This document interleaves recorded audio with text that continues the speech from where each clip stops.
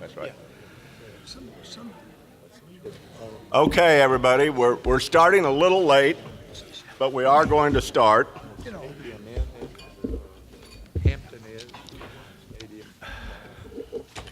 I appreciate everybody who is here. Let me say this, if you look at the, am I up and going? Okay. What we're going to spend today on is going to be research, and I've got a few slides to present. I have some opinions on some of the slides. My opinions won't be the opinions of all of the board members, let alone the entire university. This is interactive. This is not a speech, even though you all know how I love to hear the sound of my own voice. This is supposed to be interactive. There should be discussion at every slide because we're making some serious decisions for this university and for this state. I do want to say before we start that I, and I believe the whole board, appreciates all the great things that happen at each of our universities, the 4 universities. But I also think it's important that we have a very deliberate and intentional discussion, not only of what we're good at, but what we aren't good at, and its effect on this university and on this state.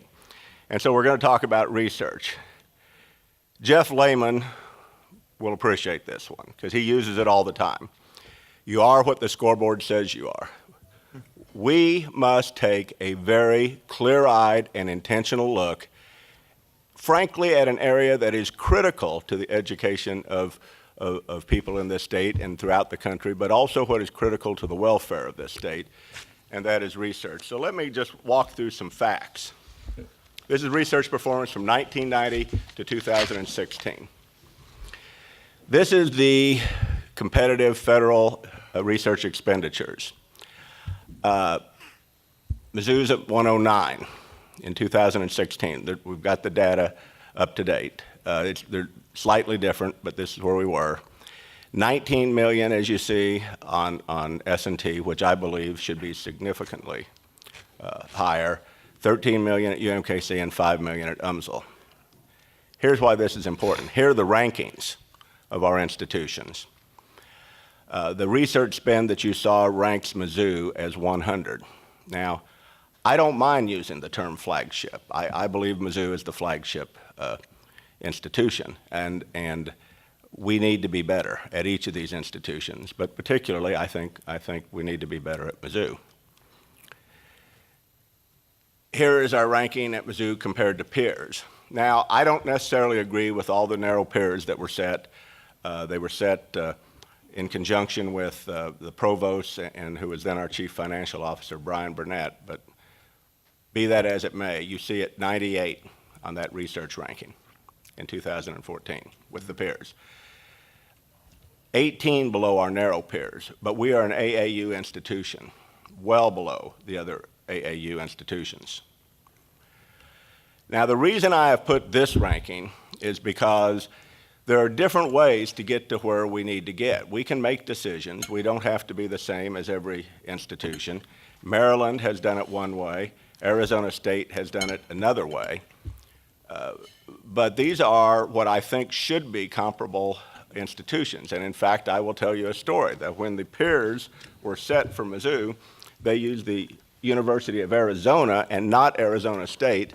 Frankly, I think because they thought University of Arizona is what we should be aspiring to be more like. Yet, Arizona State has blown by our federal research without a medical school.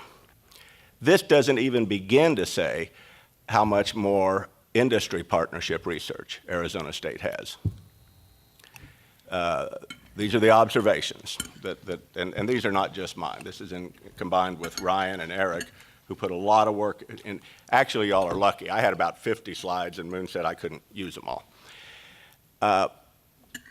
You will notice that our research growth stopped in 2008 when we had financial problems and when the state support tended to drop. It is my opinion, which everybody can argue with or agree or disagree, that we as an institution use that as an excuse. I want to go back here. You will see that in that period of 2008, when our research dropped because we were busy complaining about the lack of state support, Arizona State, without a medical school, acted more entrepreneurial. They actually acted in a way that their research took off. And it wasn't just us. While many institutions were bemoaning the lack of support, Maryland they dipped for a while, but they're coming back. One reason is ERA was the Recovery Stimulation Act. I never get the name right. Stimulus package. Other institutions somehow took advantage of that, and for some reason, our institutions did not. So we've got ourselves in this mindset where if we don't get more state money, we don't do research. We can't survive like that. We can't prosper like that. And again, it's just one institution, but other institutions have done it, Purdue. That is yesterday, and we need to move kicking and screaming into the 20th century and then eventually into the 21st century. Now, this is going to be a little bit controversial. Capital appropriations to net book value of buildings is not something that Ryan or Eric or I made up. It is a normal way to assess whether you're appropriating or spending money wisely. Again, keep in mind that it was the considered decision of the University of Missouri system that debt would not be used unless there was a method to repay. And I'm not saying that's illegitimate because it has put us in a strong financial position. We have the financial capacity to make large-scale investments in our students and in our faculty and in our research. So that decision may have been right, but where it left us with is I want you to look at this. Our research facilities, it was insisted upon, be funded out of appropriations.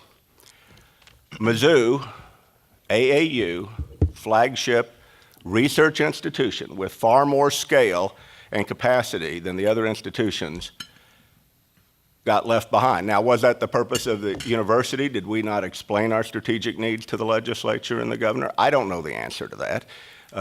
Did the legislature and the governor not really understand research or strategic needs? But again, what I'm hoping we can consider as we move forward and as we transform, we appreciate our partnership with the state of Missouri. We frankly know that we not only desire but need as much state funding as we can get. But if we don't get state funding, we can't just pull in and give up. We have to do like Arizona State did. We have to learn to prosper no matter what the situation is. And the situation, as Arizona State proved from that research graph, it gives you opportunities. Now again, this is somewhat controversial. We used debt financing, but we didn't use it. We used it for things like dorms. And that's put some of our institutions into kind of a bind. UMKC, it now has to spend significant resources on debt. But if you equalize the values of the campuses, and there's arguments that's not the reason, it's led to a $100 million underfunding of our flagship research institution of about $140 million. Now again, this isn't perfect, but it just gives an idea that we haven't made as an institution strategic decisions on the importance of research. Now, those of you in academia know better than I do the importance of research, and I think we need to do a better job with the state explaining it. For the institution alone, there are a lot of advantages, and everybody knows it. You attract and retain the best faculty because you do research. You get the best students because you do research.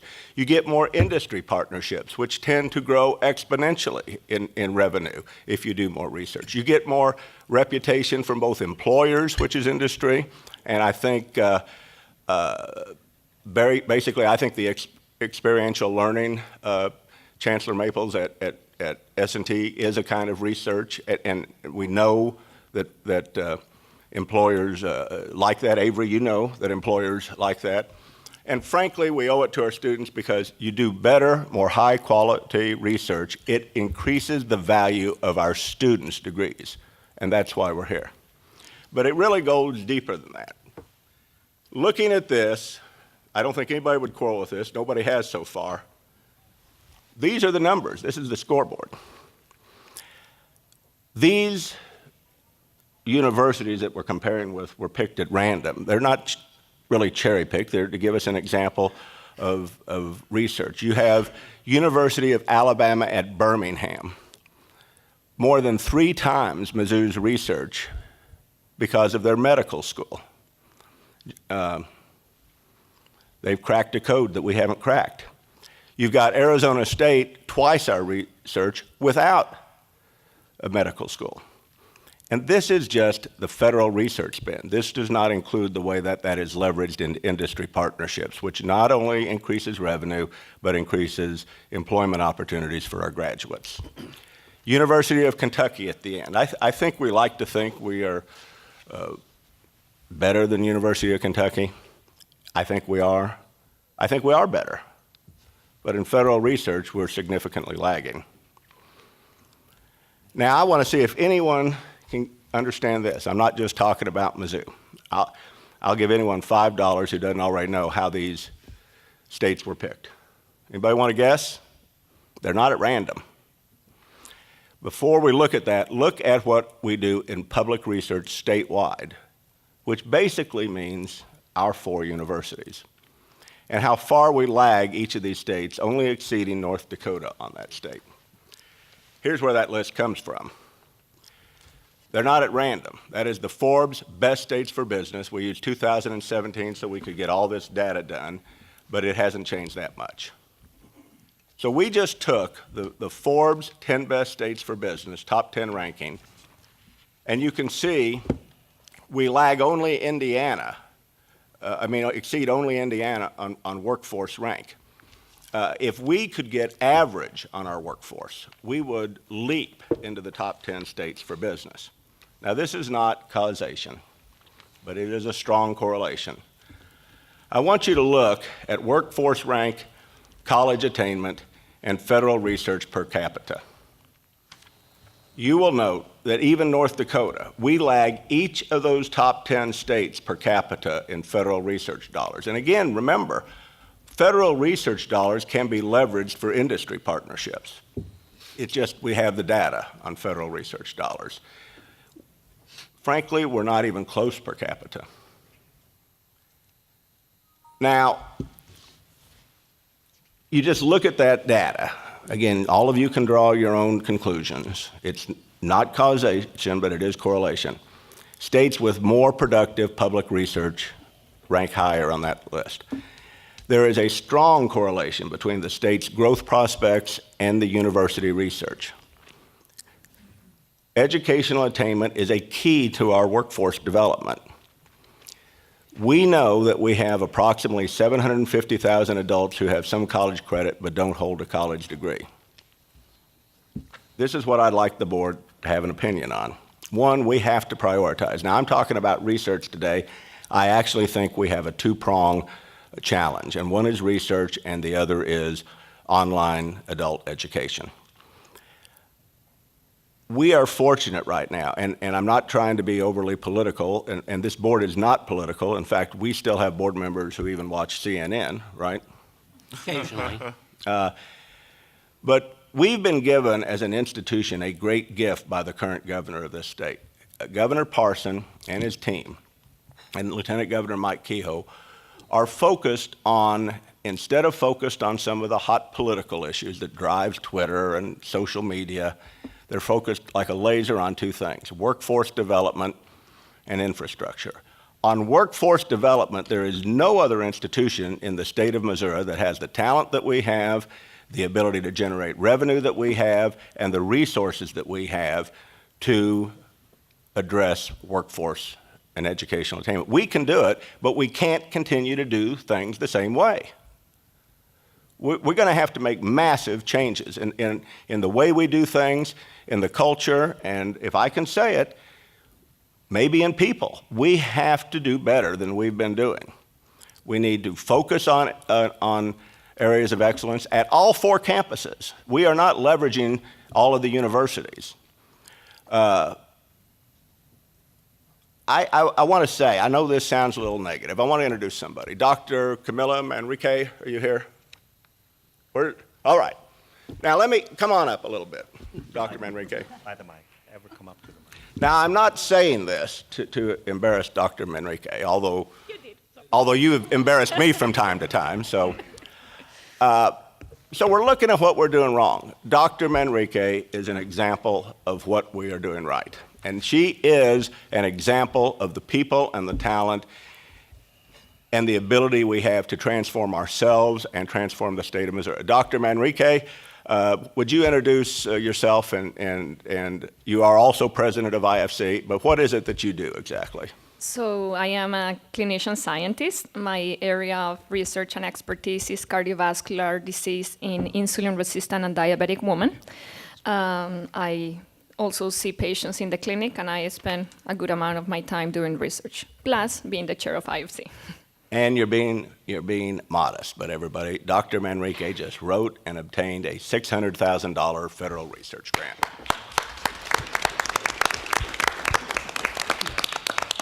Dr. Choi has a question. So, Dr. Manrique, in your role as IFC chair, you work with faculty members from all 4 campuses. Can you share with us your impressions of the quality of faculty members that you've engaged with in terms of their commitment for research excellence? So, in my experience, not only as IFC, but I think that the reason that we just got this grant is because I got great collaborators. I mean, I tried to leverage from people across different departments, not always my specialty of area of expertise, but we look for what the reviewers were looking for, where were our weaknesses. We went back, we got experts, everyone read the proposal among multiple departments. So I think that we have the expertise, we have a good wealth of collaborators, so that makes a huge difference in this proposal. And okay, this is from Mizzou, but as IFC chair, I mean, there are people in all the campuses that are pretty talented. I just think that we have to be able to connect them and write proposals, because if you don't write them, you don't get them, so. Great point. Thank you. Does anyone on the board have anything they'd like to either say or ask of Dr. Manrique? Has your collaboration been inter-campus or within the variety of disciplines that are on your home campus? Within the variety of disciplines that are at Mizzou. So I, for example, work with people right now in exercise physiology that are part of human environmental school. And I also work with some people in engineering, so within Mizzou, though. When you're looking at these research dollars, is there collaboration across universities? Would we be able to enhance our ability to gain? This is a question both for Chairman Steelman and you. Do you feel like our best chances of raising research dollars are to work within our own campuses or across universities? So I think that depends where you are trying to get your money from. Yeah, I mean, I can imagine if you are looking for NSF, potentially a collaboration between Mizzou and S&T. Yeah, if you are trying to get NIH dollars, maybe, and if, for example, you are trying to enroll for clinical trials. At Columbia, we don't have that wealth of population, so potentially urban areas can be a good source of collaboration, yeah? But. Yes, sir. Curator Chapman. So the numbers that we saw were up on the screen were not very good. Yes. Do you think this is a cultural issue amongst our faculty, or do you think it's an issue of, we don't have the talent? And what would you or that we don't have the talent, or would you say, what would you say would be the best way to move us forward to get to where we want to be with our research numbers?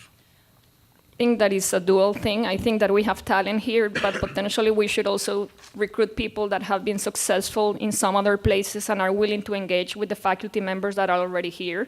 And you're not asking me, but one of the concerns of faculty when they bring new recruits is, are they going to be willing to work and to advance people that are already here?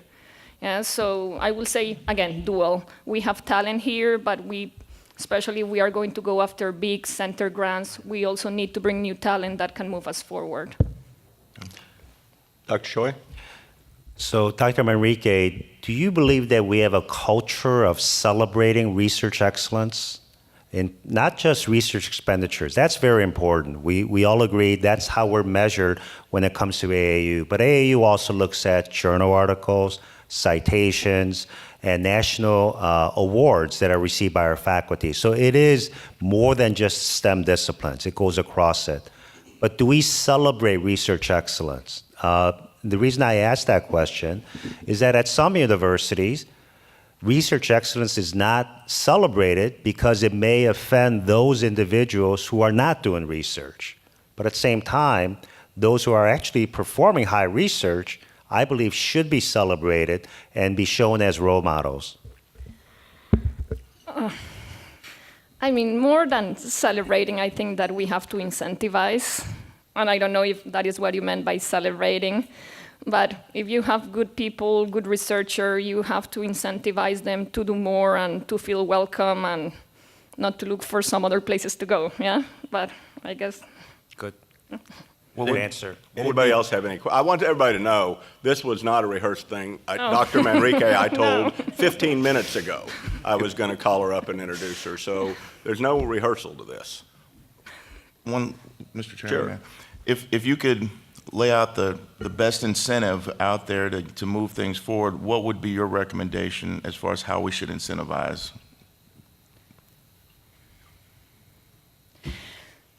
So salaries, yeah? I mean, faculty are concerned, not everyone, faculty have not really received a decent pay raise in several years. So that is something that if you are a successful faculty member that have federal funding, you will always be looked for by some other institution. So that's something that you need to work on, yeah? Improving salaries so people are not taken from Mizzou or from the University of Missouri to some other places.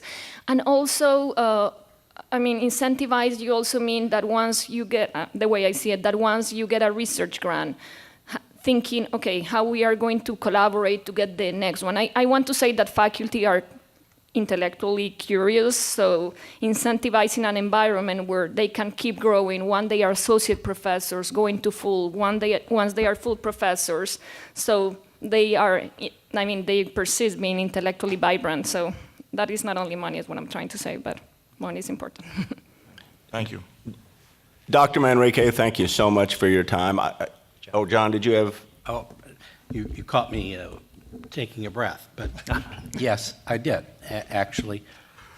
So how important do you think that research is to becoming a premier academic institution, medical school, and hospital? And I use as the example Children's Mercy here, which just with 2 grants got $150 million to build a translational research building.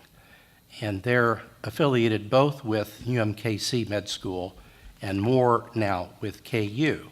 But they're doing that as a hospital. Is that important, do you think, to becoming a premier hospital or a medical hospital system like MU Health that serves the people of Missouri? How important is that a hospital on its own, not through the university, would put that kind of effort in research? Well, usually if you do research, you are curious. So I want to say that a physician that is doing research potentially is going to be also better with the patients, and a hospital that invests in research is invested in better outcomes, yeah? We do not do research just for the sake of getting NIH funding or dollars. We do research to improve human health. So I think that both are, we will get to a better place if we know more answers about medicine. And so it's not necessarily about the dollars, but it's about outcomes and translating research into human and that is the reason we do research, or I do research at least, yeah? So you're a great contributor to that, and I think it's a really good thing for you to let us visit with her. Dr. Manrique, thank you so much. I am done proselytizing, but Dr. Manrique, well, we talked about a bad scoreboard. Dr. Manrique and her colleagues and her students If we provide them the resources, the infrastructure, and the support and the incentives that it's our job to do as leaders of this institution, it is Dr. Manrique, her colleagues, her students, who will transform this university and transform Missouri. Thank you very much. Thank you. Do I move on? Well, thank you very much, Chairman Steelman. And as Dr. Manrique has illustrated, we have some really terrific faculty members at all 4 universities, and we need to enable them to reach their full potential. And as Curator Phillips mentioned, it's not the dollars, it's the impact that come from those research expenditures that actually support the great science that leads to societal benefits, and we can't lose sight of that. And these federal projects are very important because they also serve as a proxy to evaluate the quality, that they are peer-reviewed by experts in the field, and recognizing that typically 10% of the proposals that are submitted get funded illustrate the very high quality of faculty members that actually get funding from federal grants. But if we want to increase our impact by solving grand challenge problems and do that through the federal government with federal funding that's available at NIH, through NSF, to other agencies, we also need to know where we're going to prioritize. If we look at the federal fiscal year 19 federal R&D budget priorities, I've listed here a few of the very key and critical areas where we can collaborate through the universities to be able to make important input. For example, in that first bullet, you see that research that can mitigate natural and other threats through investments in geospatial decision support tools. This is what Mizzou is known for through their work with NGA, but also the cybersecurity and data sciences programs that are available at the 3 other universities are going to be key for us to grow that partnership. In fact, on October 4th, we will hold a invitation-only summit with all 4 campuses coming together at the T-Rex in St. Louis to work with NGA and their industry partners to develop a focus. But other areas like energy storage, gene editing, and also research that improves health outcomes while lowering healthcare costs. This is the basis for precision medicine. And so I ask all of the universities and the faculty members to focus their activities in areas that are the highest priority to increase the chances of receiving those grants so that they can do the breakthrough work that makes a difference to society. If we also look at which agencies have received significant funding increase, and I've only listed those in which funding has increased since January of 2017 under this administration. There are other agencies that have seen significant drop-offs, but as you can see, the Office of Science and Department of Energy has seen the greatest increase, followed by technology within Department of Energy, and it goes down the line. It's very encouraging to note that NIH, with strong support from Senator Blunt and his committee, have increased their funding for NIH projects.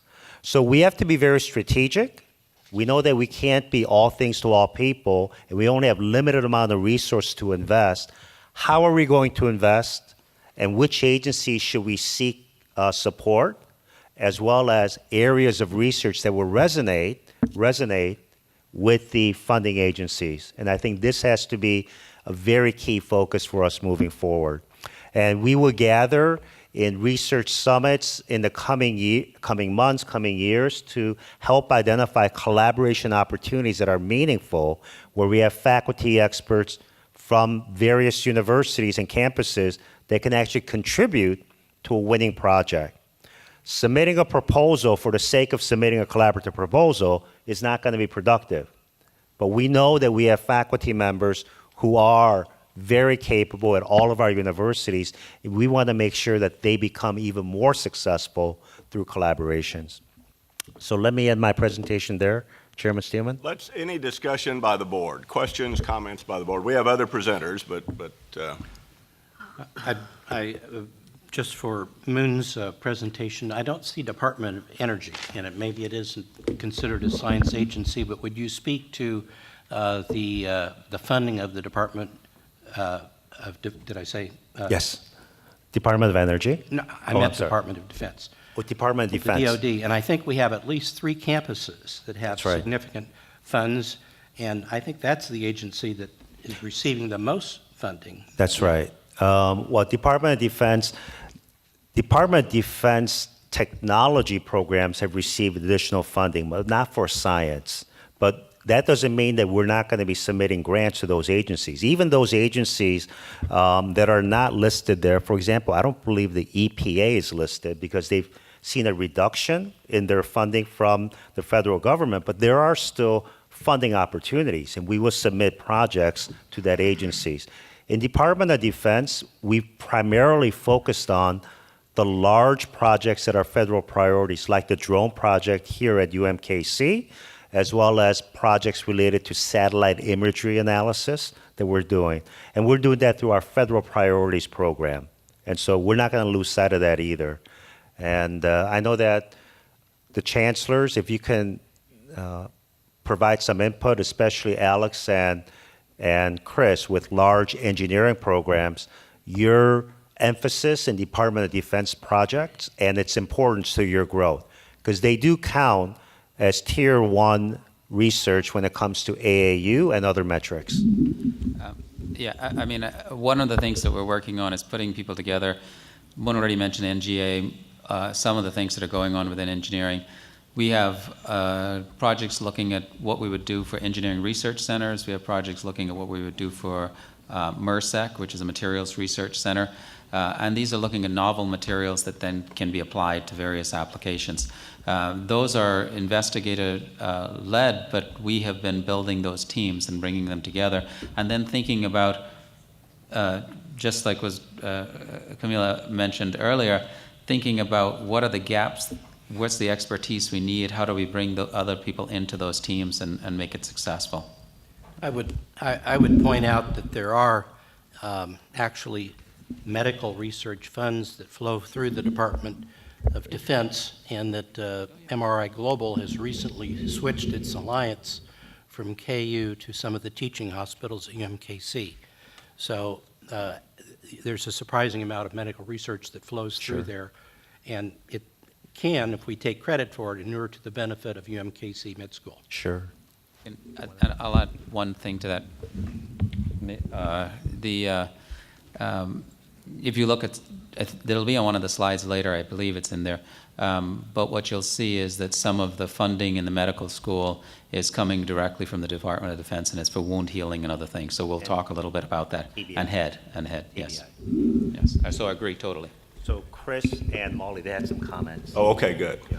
Yeah, and I will say that one of the things that some of our faculty are working on with people at Fort Leonard Wood, in addition to the engineering, but they're looking at basically traumatic brain injury kinds of issues. Long-term, lower kind of impact sorts of things, where military people are around explosives and you feel the concussion, and you feel the basically, you're standing behind some sort of a barrier, you feel that concussion work its way around. Is there a long-term effect related to that? And so, yeah, there's a lot of opportunity, and there's a lot of interest on the part of the military for taking care of their employees. Dr. Agarwal, did you have? One of the big areas of research here from defense is drone technologies, and usually also looking at drones, defensive mechanisms against drones that may be used as weapons. And we have a very, very large grant on that, double-digit millions. And there's other classified work going on that actually I'm not even privy to just yet because I'm still working on my security clearance. So then I'll be told what's happening on campus. But just from my previous experience, there is a lot of research money through DHS and other security agencies that don't even show up on these charts. A lot of it is applied in the areas of homeland security, cyber security, and those areas. But there are literally hundreds of millions of dollars that we could crack there. I'll add too to all this. We're not the only ones that have no support from the Department of Defense. Actually, we've had some faculty get research support from the Army Research Office in the areas of nanoscience and nanotechnology. So that's an area certainly we can ramp up in. We've had some successes over the last several years. Curator Farmer, did you have a question? I just wanted to add, in our IFC meetings, the constant theme has been that it appears to be lack of opportunities for faculty to come together to actually brainstorm, to put these research ideas together, whether it's on a particular campus or cross-campus. And that just seems to be what I've heard in conversations over the past year. So I guess I'd like to ask each of the chancellors, what are we doing on our campuses to try to foster that environment of collaboration? Are there rooms with food and pizza set up? Guys, come, let's collaborate. I mean, are we at least fostering the environment appropriately to create this research collaboration? We're going to make some additional efforts to do that. I think what you're seeing with the research collaborations, the research summaries that are coming together before the board meetings is an effort to start that process. One of the things that has not been mentioned here, and in having run research and grown research at a research institution, one of the things that this falls into is a lot of really good researchers will tell you that they need time more than almost anything else.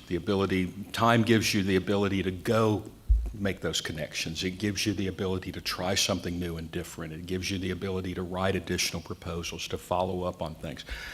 I think you'll find that time is a really critical component in having successful faculty be even more successful. Can I pick up on what Chris just said? And then I have something I'd like to visit with you about, going back to your presentation. I will do it if you promise to watch Fox News. On occasion, I will flip the channel. Your point is well taken, and particularly in the, I'm going to go back to the TPMC, because that's a medical situation. And in many academic research hospitals or systems, there are set-asides. So you have the physicians who are primarily researchers and don't have a heavy teaching load. In fact, you have often a number of PhD and now digital experts that are working on the research aspects, set aside time, and then you have others who are primarily clinicians. And that's particularly true at MU Health, that we have actually a system. And we don't expect everybody to engage in research, even though they have academic appointments. And that's true at most major medical schools. And that's true, I think, in other disciplines as well, that some people are really good at research, and some people are really good at teaching, and hopefully department heads and deans will appreciate, what their talents are and have the latitude to give them assignments that suit their skill set and that may change over time. I think that's important because the board is going to be focusing more on, if you're a professor, a full professor, generally we expect research. But if you can't do research, then you need to have a heavier class load and be productive in other areas, including service. So I think you made the point, and I wanted to elaborate on it because I think it's an important point. Now I want to go back to what David said. He knew I'd be a bit defensive on one slide, and I didn't know which one it was, but I can guess which one it was. And I wanted to speak to the crowd from UMKC. Color charts are it really gives you... Is this the one, John? It happens to be the right one. I don't know how I guessed. But I wanted to emphasize, and I think it's accurate, that actually measures capital appropriations over a period of time based on the net book value of the campus assets. And the MU campus has been in existence for over 150 years.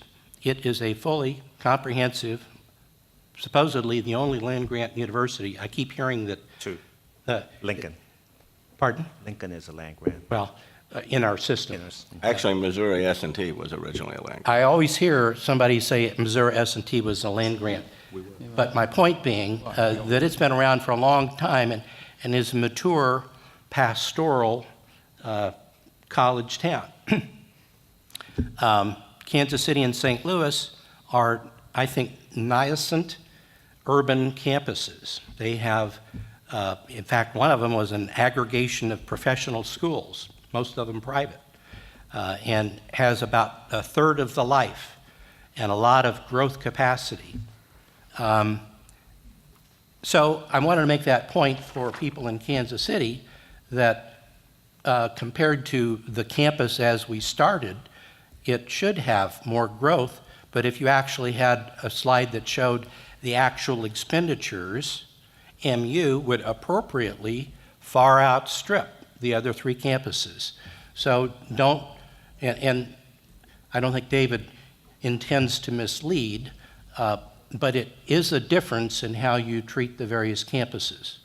I wanted to make that point. And the second point is, UMKC and St. Louis serve a different purpose. They're not land grant. They don't have as their stated one of three missions necessarily exactly the same that MU does. Research is important, but it's not as important as at a land grant institution that is, I don't like to give it, a name, but it is the AAU member, and it does a rising tide raises all ships, and we need to respect the purpose and designation of the MU campus. So I don't think you expect the same level of research as you do at the MU campus in certain disciplines, and that would be the medical school. The vet school has a high research purpose. Even the ag school has a high research purpose. And that isn't to say that it isn't important to UMKC in St. Louis, but we have a broader mission to educate the workforce and the public in those areas. Do you agree with that? I absolutely agree with that. I want to let some other curators comment if they want to. That's all I have somewhat of I actually agree with what you're saying.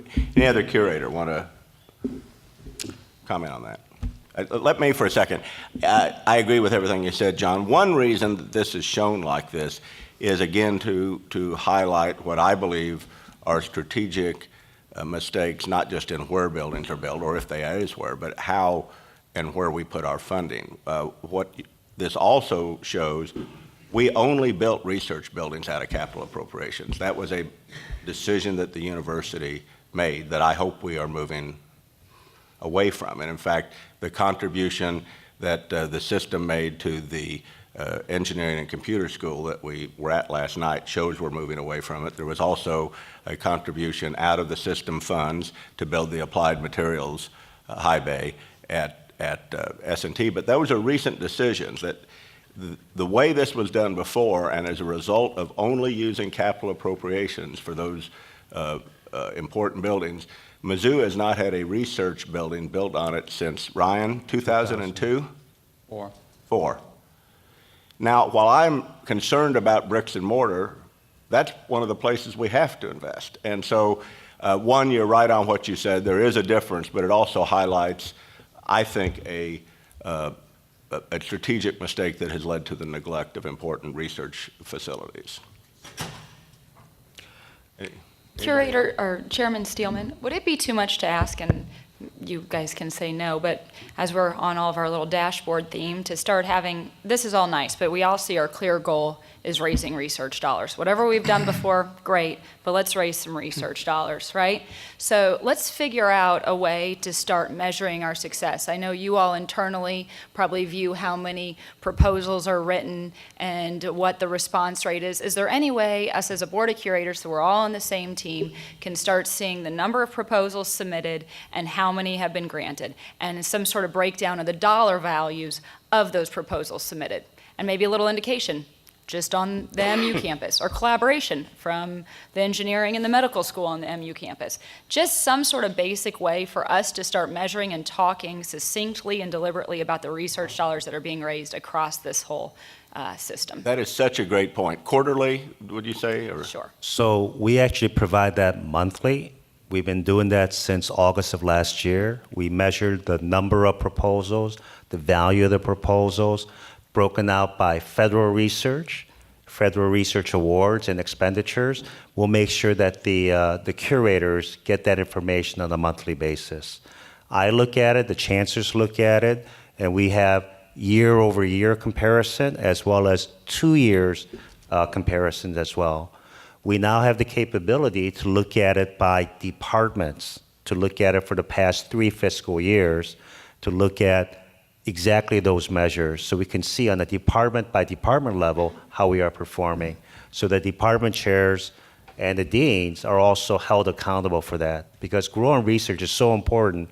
It's really everyone's job to ensure that accountability is there. So thank you. That's fantastic. And I, as my first question was, and you guys know this, we're your cheerleaders, so just to see that there's that collaboration taking place, because that has been the main thing I've heard in IFC is a lack of collaboration. So any sort of, speaking to our IT department, any sort of technological things that we can put in place that allow connections to flow easily across faculty so they can reach each other and know what each other are interested in. So just at Mizzou, there are about 1,500 faculty members engaged in research, and I would say throughout all 4 universities, there are probably another 1,500 faculty members as well. And because it's such a big operation, people just don't know where the collaboration opportunities are. So Dr. Mark McIntosh has developed a new project called YAFO that actually enables faculty and graduate students and undergraduate students to see across the entire system where faculty research expertise exists. Can you tell us when that's going to go live, Mark? It's on. Yeah. Yeah, so actually I want to make 2 points. One is that the real basis of collaboration are faculty getting together and understanding what each other does, right? So it's really about finding opportunities to put them in the same space together, whether it's digital space or physical space. You got to put them in the same space together, or they don't know. And when you think about the breadth of opportunities across this entire system, even on the Mizzou campus itself, the breadth of opportunities is so much that faculty on the east side of campus have no idea what's going on with faculty on the west side of campus. And so it's about trying to create ways to help them find each other, because that's what drives collaboration. We can put resources out there to help drive collaboration, but really it's going to come down to them working together. So 2 things. One is the summits that Dr. Choi has now started in front of the curators meetings. Every meeting are turning into a real opportunity for faculty, and faculty are very positively inclined now to participate in these things once they see that actual productive interactions are coming out of these things. The second thing is, as Dr. Choi mentioned, that we have for the longest time been searching around for a very user-friendly searchable database to help our faculty and grad students and postdocs find out what each other's doing.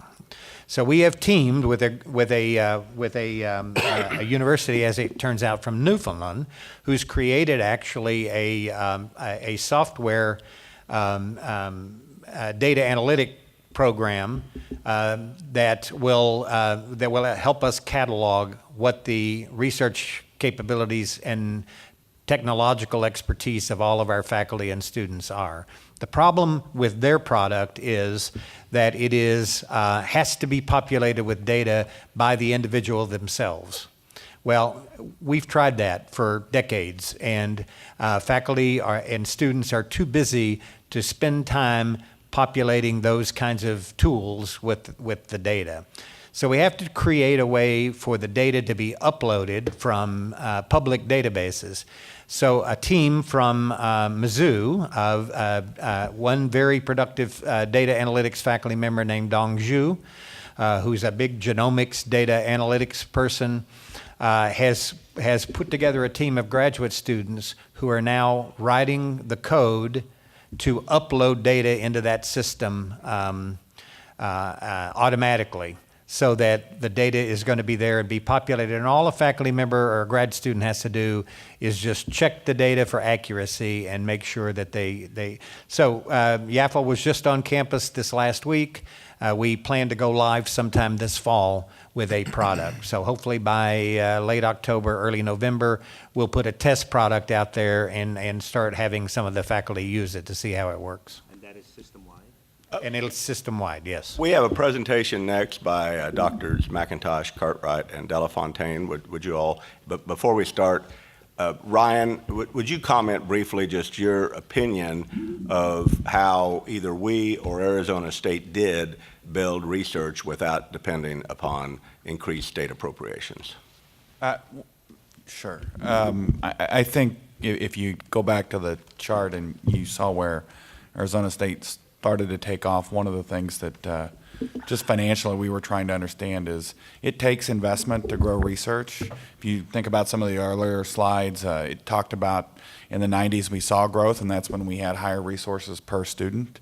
So you have to find a way to do that. I think what we learned out at Arizona State is, and I'm not sitting here saying we can do exactly what they've done, but what they have figured out how to do is have a model that generates that net revenue that I talked about yesterday. They're generating significant net revenue from their online program and investing that in research and scholarship.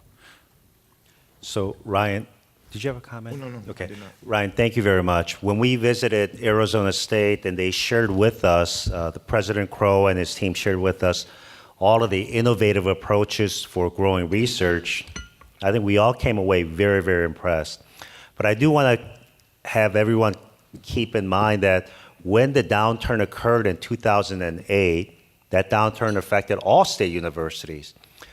But Arizona State from 2008 into 2015 was able to increase tuition by 85% above CPI. And during that period, Missouri, because of Senate Bill 389, only increased it by 7%. So they did have additional sources of revenue that came in.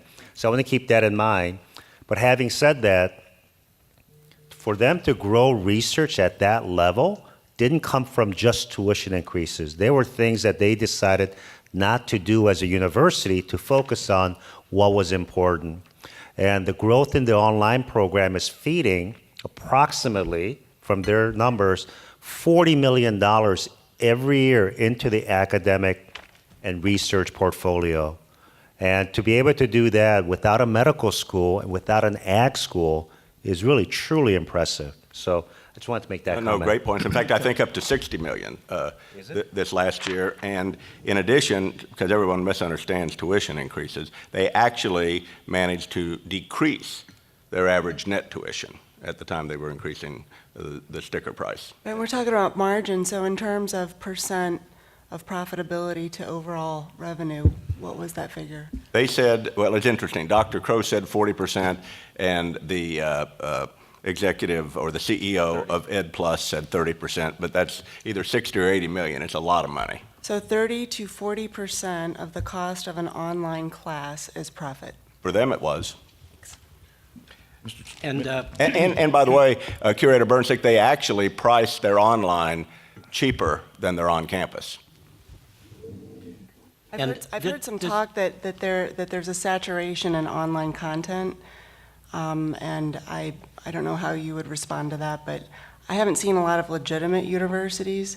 I still think that the number of legitimate universities who've gotten into the space is relatively small. Can I ask Ryan to come, because Ryan just was doing some, or did you want to go? Before we go, how about John? John had some. Oh, I'm sorry. we'll follow up to that question, and then I'll make another point. Right. Ryan, we were just discussing exactly what Curator Bernsick.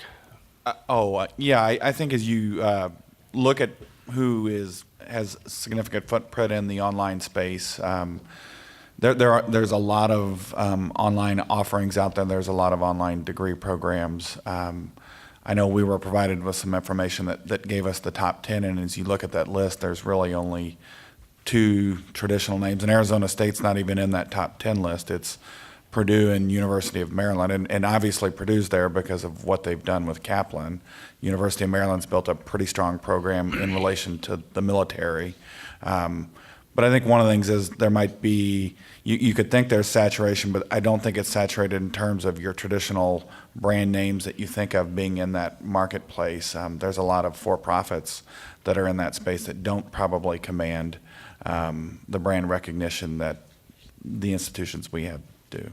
But brand names moving in, that's why, in my opinion, and I'm not an expert, brand names moving in, which is why Purdue made the move they did, can dominate the market, but we don't have forever. If we're going to be one of them, we don't have forever. I think I just saw an article this past week that talked about maybe University of Pennsylvania jumping in. The first Ivy League university to get into that space, and that it's going to be a game changer because that demonstrates that universities that are really, by all accounts, one of the top universities in the world is getting into this space, recognizing that students want to have different ways of learning. And that doesn't mean they're going to get rid of their Philadelphia campus, but this is going to complement what they do. That's going to be a game changer. Yes. Just following up on that, ASU is the other university that shows up on my CNN feed when I don't ask for it to. So, and you'd think they're geographically fencing, but they're not. Having said that, we know statistically that the vast majority of their online is within the area around Arizona. It has not yet taken hold nationally. So it's not as if they've sucked all the air out of the room. If we could just dominate Missouri, it would be a tremendous accomplishment for both the state and for us. The point I was going to make is this chart ends at 2016. And they gave us information on their research growth the last couple of years. And would you comment on what the chart would look like? It would actually show even a more exponential increase up. Right. Chairman and President Choi, as far as Arizona State goes, when they started to make this, change their trajectory there, was it due, I'm sure it was a lot of factors, but would you attribute that to them hiring other professors, National Academy professors, people with big books of research business, or was it changing the culture or structure within the university that had already existed to just try to get the faculty that were on board, that were there already, more productive? So can you describe that in more detail? It's a combination of both. Not only did they hire a number of very prominent National Academy members, but they've hired Nobel laureates, and that was their commitment. And please keep in mind that Arizona State is not an AAU institution. University of Arizona is. Yes, Michael Crow is recognized throughout the country as being an innovator and has made some dramatic changes. For example, he's restructured colleges, but he's done it in a way that wasn't a heavy-handed approach. At least that's what he told us. It wasn't a heavy-handed approach, that there was a lot of buy-in from the faculty. But he's been there for 16 years, and you can't argue with the success of the university when you look at the metrics and the quality of their performance, and the fact that they have a motto that says something to the effect that once you get accepted to our university, you are a Sun Devil for life. So there's a commitment to ensure that these students are studying. They have a new Obama scholarship, which provides basically free tuition and room and board for some of the top students who are Pell Grant eligible. It's just it was really an eye-opening visit, and I highly recommend that our top leaders have a chance to go out there and visit them to see. And not everything at Arizona will work in Missouri, but let's see what are some of the innovations, because we know that what we've done in the past has led to success, but the success that we have right now, when we measure it against other top universities, whether it's Mizzou or S&T or all to other campuses, we know we can do more. We know we can do more. We have talented faculty, we have the infrastructure, we just have to have the will to get it done. Can I even add, Cindy, I would make a suggestion. I know everybody's busy on this board and has a lot going on, but I really hope that every member of this board has a chance to go out to Arizona State and visit with Dr. Crow and look at some of what they've done. They do a great presentation. Cindy, what I'd like you to do is take the lead with the universities and talk, because it's going to have to be scheduled a long time in advance for many of our curators. But I cannot overestimate the impact that it had on me. I think Dr. Choi would say it. I know Ryan Rapp would say it. I think every member of the board should make this trip. Can I make one other point that I think will be of interest to what this board is interested in? They're actively collaborating with other universities. They've joined an alliance of 11 other universities that I think are not AAU universities and have leapfrogged over Arizona University. And while we were there, they said that they would like to collaborate with us. In fact, they named a couple of programs like MU Ag and VET that they don't have, and that they're eager to do collaborative work and research. And if I can interrupt, they recognize the excellence of those programs. They did. They were out shopping. Michael Crow knew when we met with him that he wanted to set up collaboration with ag and veterinarian and plant science. And Right. So it's pretty exciting. So they also talked about having leagues of university, not academic, not athletic conferences, but leagues that have top universities that are partnering on these types of collaboration. In fact, I'm going to ask Marshall Stewart to get ready. He is aware of a program, for example, with Arizona State working with Georgetown University to train leaders on how to transform higher ed for the future. So can you tell us a little bit more about that, Marshall? Sure. Georgetown University actually started the program a few years ago, and it's basically about transformational leadership in higher ed. And they got started, I guess it's been about 6-7 years ago, Dr. Choi, and then they immediately partnered with Arizona State. And now, I haven't even told you this. I talked to them last week, and I'll probably enter that next fall. And they look at the whole landscape of higher ed. And so you have to be selected to get in the program, but it's for people that sit at the table that think about how do you change, as I've heard our chairman talk about, make these big changes in how you think about things, come at it from a different perspective. These ideas that you talk about with the League of universities that kind of work in sort of concert, those kinds of ideas is what they're talking about. So it was intriguing to me, and I shared it with you and Dr. Cartwright, that I think it's the kind of thing that over time we may want to have some people participate in that, because I think it's an 8-month program. It's very intensive. You go 4 times, either to Georgetown or there, and that's an interest. If you think about Georgetown University, you think about Arizona State, they're very different institutions, but it is a pretty competitive process to get in. But again, when I talked to the director, very intrigued with what we're doing at the University of Missouri system and on the Mizzou campus as I talked to them about that. So I think it's something that, again, is another piece of this work that you may want to think about doing. Mr. Chairman, this is Molly. Yes. If I could just say that if not everyone is able to go to ASU, I encourage everyone to read Michael Crow's book, Redesigning the American University. I think it's very enlightening to do that. The other piece would be another school to look at is University of Maryland, Baltimore County. It appeared in some of the charts. I know for a fact that about 20 years ago, it was very much like what UMKC is today, and where they have leapfrogged so quickly to the level that they are at, and not just in research, but student success as well. Great point. Okay, if we have no other questions or comments, Dr. McIntosh, Dr. Cartwright, Dr. Delafontaine, you're up.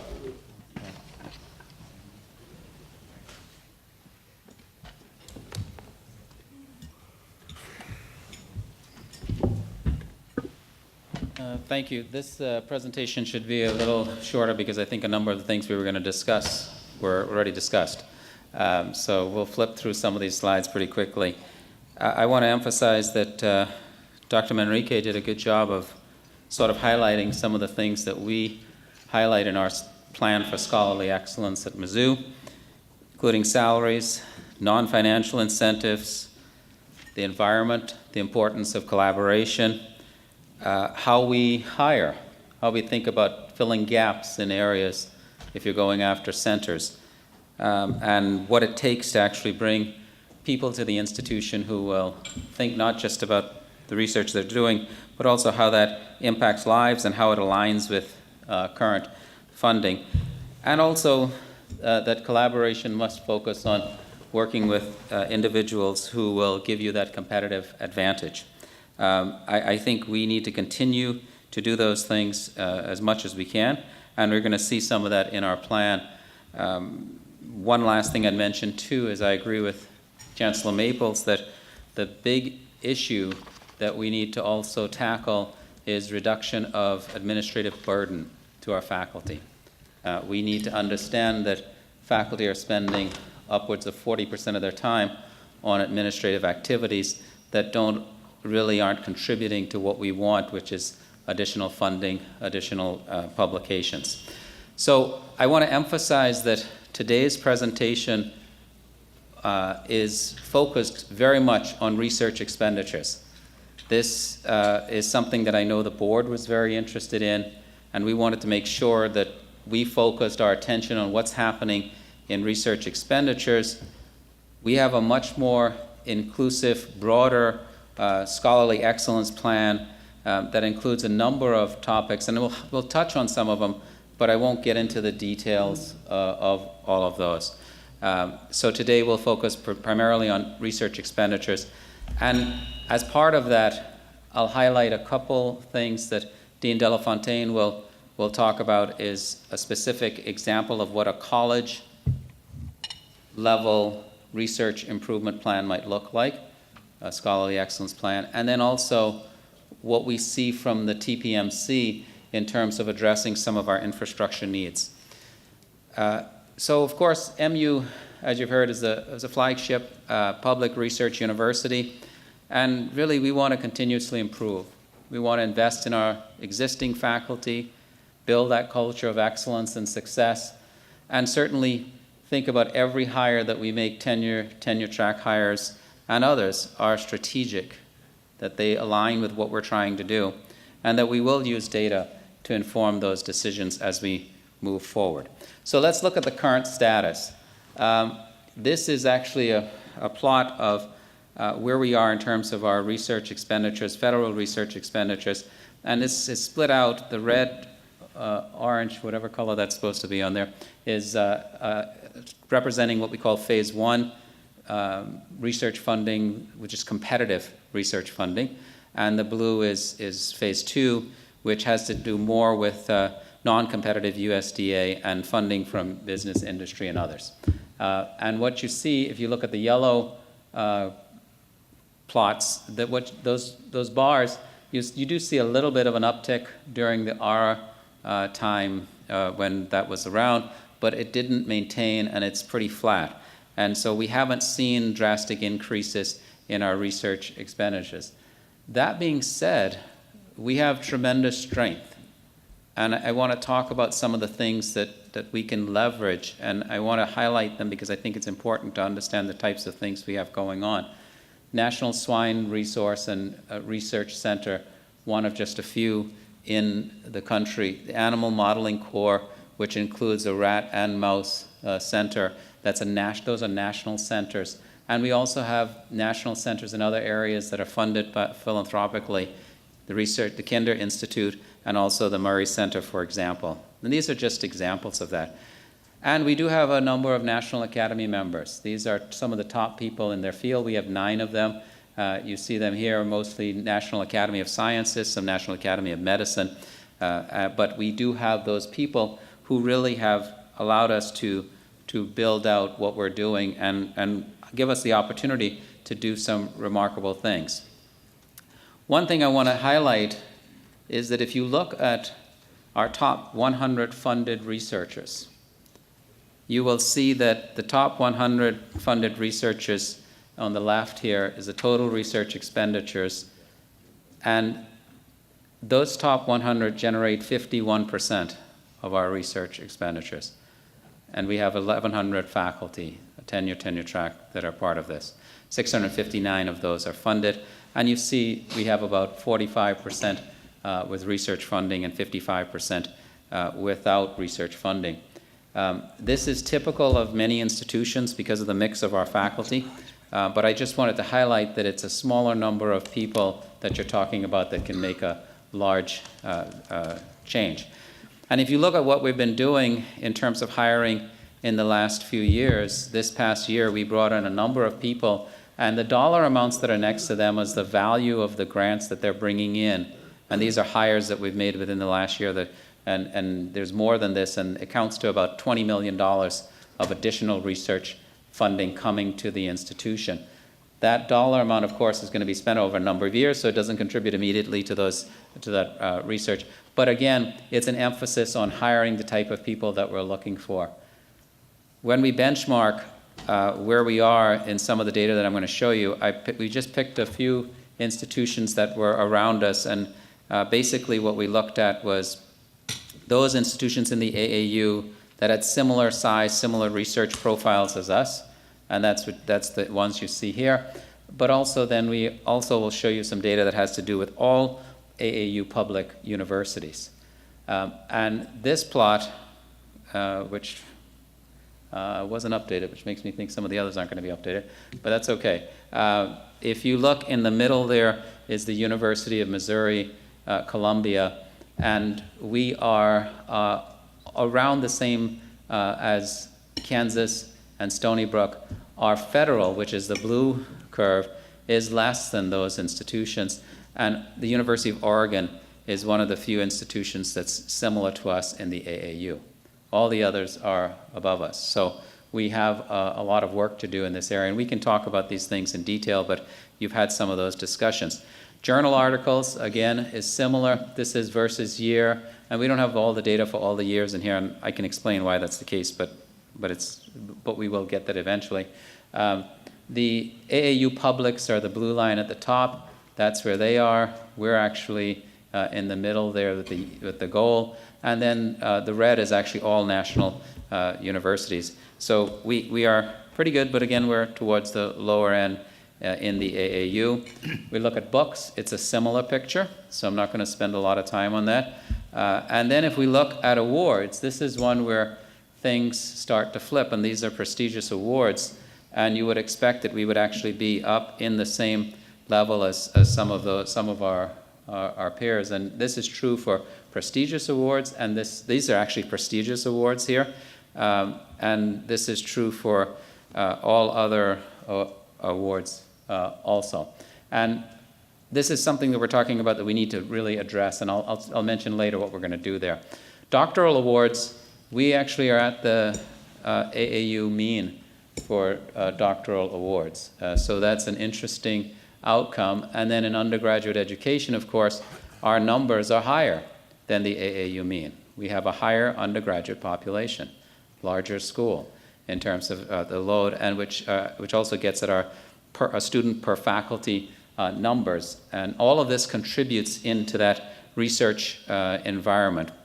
And one of the things that is worth noting is that our ratio of faculty to students has increased drastically over the last few years, because we have seen a decrease in the number of faculty that we have at the same time that the AAU publics have seen an increase in the number of faculty that they have in general. And that corresponds to the red curve is sort of a ratio of those two, showing that we've continued to move away from our peers in terms of number of people we have. So the things I want you to take away from this, and we can get into a lot of details, but really, we have an impressive research portfolio, but we are falling behind. And our environment must really support what we're trying to do. And we must incentivize the behavior that we're seeking to encourage. And that incentivizing, as Dr. Manrique said, is not just financial. Financial is important, salaries are important, but it's also non-financial, and we can talk about some of those as we go forward. And that we need to think about our institutional hiring priorities, and of course, increase research expenditures at a time when federal, state, and other research funds are actually reducing. The advantage that some of the others had from 2009 forward is that some of those dollars, we saw increases during a period of time for NIH, and there were people who were able to take advantage of that. So here's what we're going to do moving forward. We have a plan that focuses on 6 areas: researchers in general, infrastructure, operational excellence, institutional change, communications, outreach, engagement, and of course building collaborations. This plot here is intended to show you some of our goals. And those goals are against I have to explain this plot a little bit. The gray in the background, the darkest gray is AAU 4th quartile. And then you go up a quartile. The lightest gray at the top is the top quartile in the AAU. The goal is where we are right now. The blue is where we want to be next year, added to it. And then the red is where we want to be in 5 years.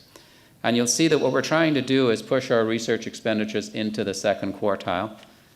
Our citations have to increase drastically. And of course, we want to increase number of National Academy members, and faculty awards need to increase. So all of these are the goals that we've set. Our doctorates, we will debate a lot about what we need to do there, because we're already sort of in the mean, and we need to think about what we want to do in terms of really increasing that. That being said, here's what we would have to do. So we had total research expenditures around 205. We'd really need to jump up onto that yellow curve. So we need a disruption.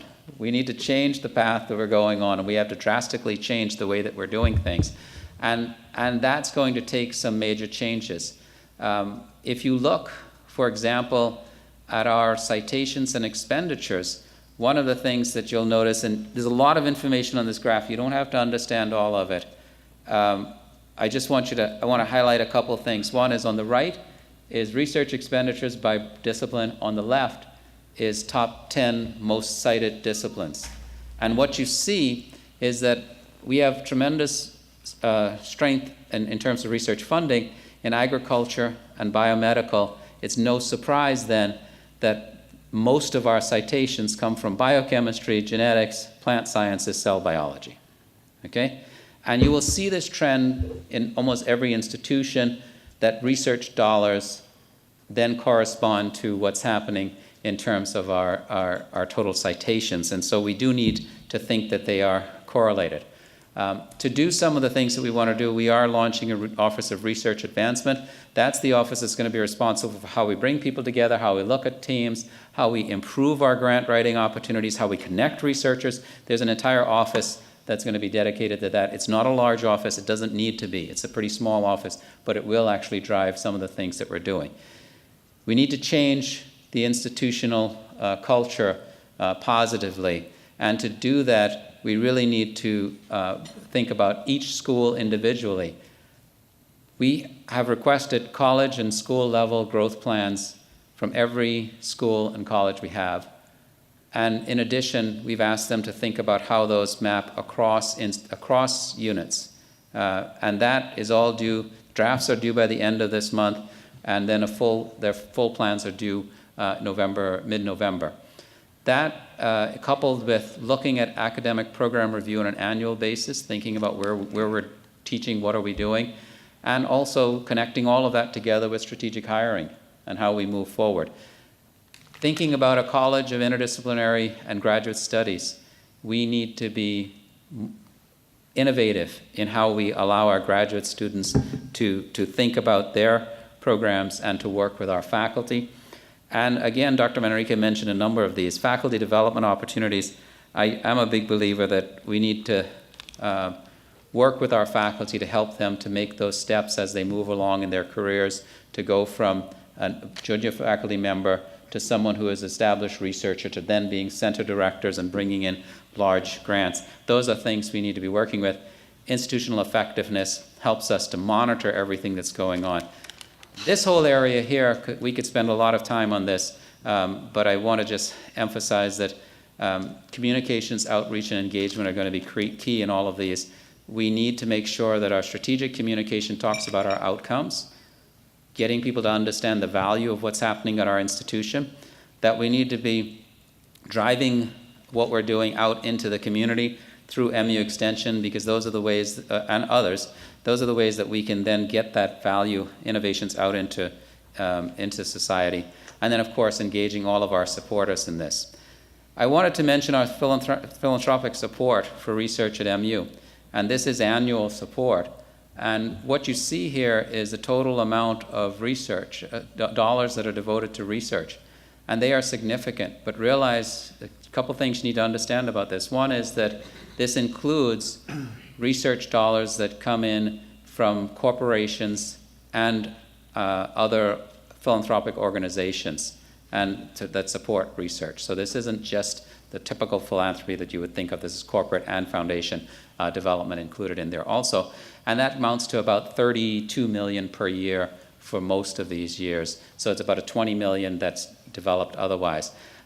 We're trying to clarify this in much more detail, because in all of this we made guess, and we had to figure out what percentages of the funding that came in, say for an endowed chair, went towards research versus teaching.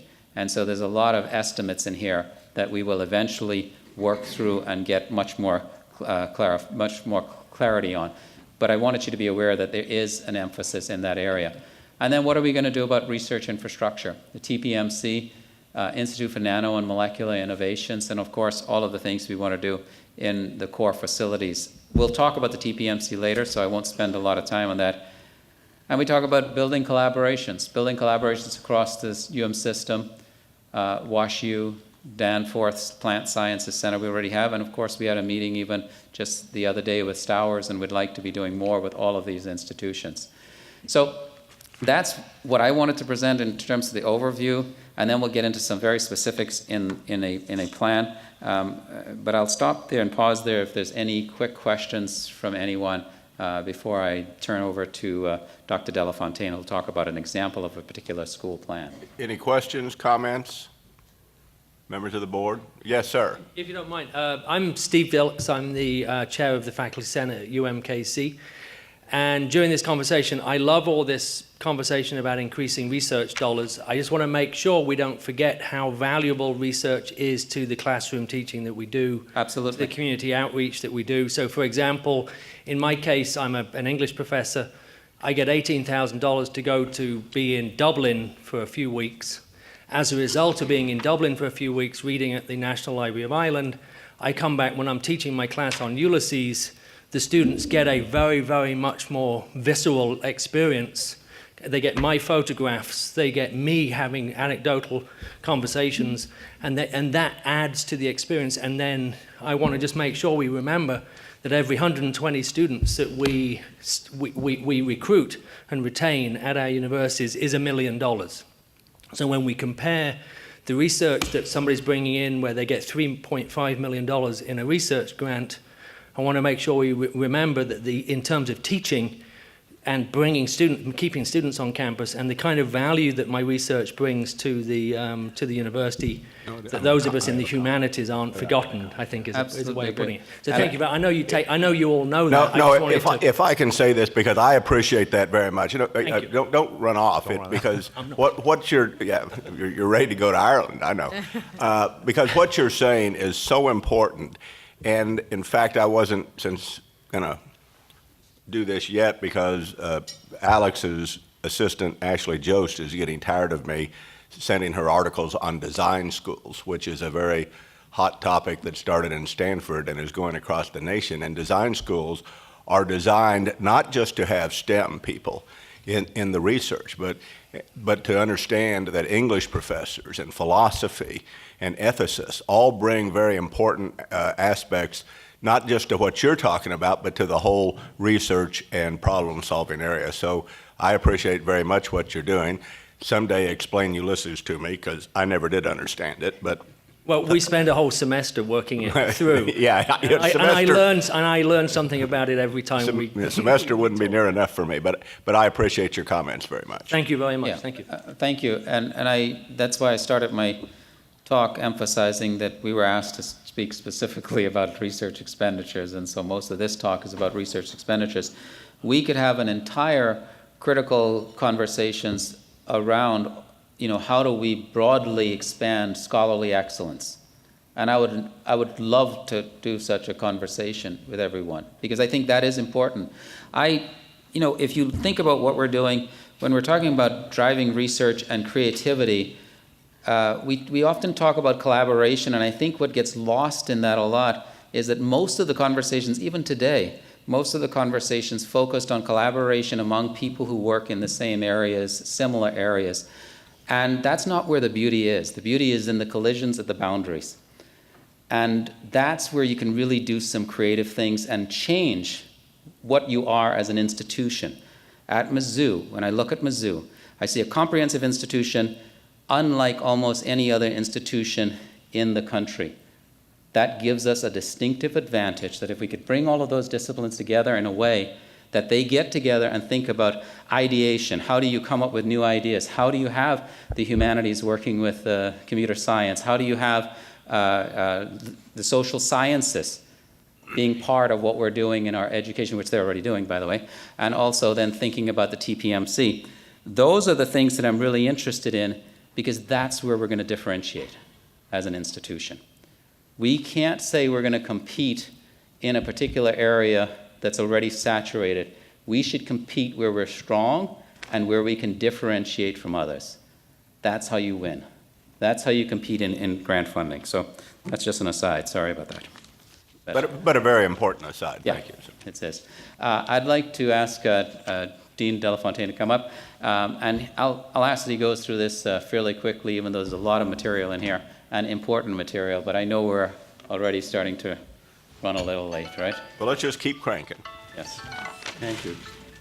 Thank you, Chancellor Cartwright, Curator Steelman, President Choi, and other board members for the opportunity to tell you about what we're doing at the School of Medicine.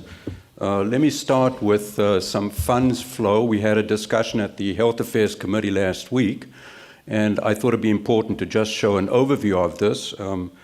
Of course, we have 3 missions, and clinical revenue for our whole health system, both the school and MU Healthcare, is generated primarily by the faculty of the School of Medicine. A portion of this revenue goes back to support the research mission of the school. This is typical of health systems, and we call this mission support carts. And of course, it's dependent on current and future performance of the clinical faculty and MU healthcare facilities. Broken down here is support across the missions. There's about $50 million that supports the clinical and teaching mission. Curator Steelman had asked us to break out very specifically the support for research. It's shown in this column here. And if you look at some more detail about how we're investing this support, you can see that a lot of it goes to research faculty recruitment and chair packages. I do want to point out that we have real infrastructure needs. We have very significant amount going to upgrade our vivarium. We have an old vivarium that's at capacity, and this is a limitation for our research, and we're going to be getting a new vivarium in about 1.5 years. So the vivarium will be finished in early 2020. There's also equipment purchases and general mission support, and the curators, and we're thankful, approved yesterday a clinical trial management system, which is essentially in order to grow our clinical research. This is the most visible metric for medical schools as far as research productivity nationally. It's the NIH ranking of the school. You can see that for 5 years, between 2008 and 2013, the school lost ground. In 2014, this was reversed, and we've had a sustained increase in the NIH ranking. We're now ranked 86 out of 141 medical schools. If you look at the total research awards, these are the research awards over the last 5 years. You can see that NIH awards represent about 61% of this. So like most medical schools, NIH funding is really the bulk of our funding. If you look at our NIH awards, and these are by federal fiscal year, you can see that we've had significant growth since fiscal year 13, and these awards is what drives the ranking of the school. On the right is the ranking of the school in the AAU, and you can see that over the last year we've actually gone up one notch. This is a very hard nut to crack, going up in the AAU, and we're pleased at that. Our shared credit expenditures have continued to rise. Now, we'd like to see an exponential increase in these. Shown on the left is total research expenditures. On the right is NIH. In gold here is the contribution of new hires. So you can see that all of the increase relates to new hires. Of course, there's turnover of faculty. A fair number of faculty retired during this time, and so the net increase in faculty is modest, and you can see that most of this funding is NIH. So we're targeting NIH-funded faculty for new hires. These are our clinical trial expenditures. While they have grown, I think this is a real area that we can improve on, and I'm going to spend a few minutes on this in a couple of slides. This is an important slide. It shows the quartiles going from the first quartile of medical schools. There's 140 medical schools, and you can see the average research funding, and this is actually just NIH because this data is available, and you can see that quartile 1, 2, 3, and 4 are shown here. We're pretty much identical to the middle of quartile 3. Please note that the faculty numbers are shown here, and you can see that the productivity of quartile 1 schools is essentially driven by the fact that they have more than 3 times the number of faculty than other quartiles. It is not driven by necessarily increased faculty productivity. The proximal goal, we're at about 22 million, and this is a year and a half ago, so we're now closer to 25. Our proximal goal is KU, which has about double, but our distal goal is in the middle of quartile 2, and an example would be UT Galveston, which is ranked 51. Note that we have 200 faculty. This is tenure track. We need to add at least 40 tenure-track faculty that are NIH-funded in order to reach the goal that the Chancellor has set for our campus, which is to double research expenditures over the next 5 years. This breaks down our faculty, 200 tenure-track faculty. 23% of these have an NIH grant, and you can see compared to quartile 2, this is significantly lower. On the other hand, if you look at our funded faculty, we have, of the 45 funded, they each have 1.31 grants, which compares extremely favorably with quartile 1 and quartile 2 schools. You can see that they each generate about $489,000 yearly. That is below quartile 2, and in fact, the median of quartile 3. And the reason for that is that we lack center grants, program project grants, and large grants. If you just look at the number of grants per faculty, it again is very, very competitive with quartile 1 and quartile 2 schools. The percentage of tenured faculty that have an NIH grant is relatively low, and I would say that in many cases those faculty are extremely productive in other areas, in particular clinical and education, and they do have research funding from other sources such as DoD. This is how we rank in percentage growth in the AAU. The I showed you there's a 42% increase in awards, in NIH awards to the school over the last 4 years, and that ranks us number 2 in the public AAU, just behind UC Davis. Now, this is, of course, a percentage growth, not an absolute dollar growth, but you can see that KU and UTMB, in fact, are way down in the ranking here. And even if you do the dollar comparison, the direct dollar comparison, we're significantly ahead of them. This is what we want to get to, a doubling of research expenditures over the next 5 years. This is what the Chancellor has challenged us to do. And so what's our strategy? Well, we're going to build on our current strengths. On the left is shown our greatest areas of strength based on current funding, investigator strengths, and current or potential campus collaborations. You can see cardiovascular oncology, informatics, virology, and reproductive biology. These are emerging strengths. And if you look at our strategy, it is to recruit 40 research-intensive faculty over 5 years. Let me show you what we've done in fiscal year 18. We've recruited 7 faculty that have brought in $4.3 million of grants with their recruitment. And since they've been here, they've generated another $6.7 million in new grant funding. So really quite successful recruitment, and we are looking to recruit 11 faculty. Now, not all of these are recruited, but if we would get all of them, we would get about $16.5 million of new grants coming in, and this is, again, grants coming with them. Dean, could I ask you a quick question? Sure. How, in your recruiting, what are the primary tools that you use in order to attract people and get them to decide on the university? And is the TPMC as a project playing any role in that?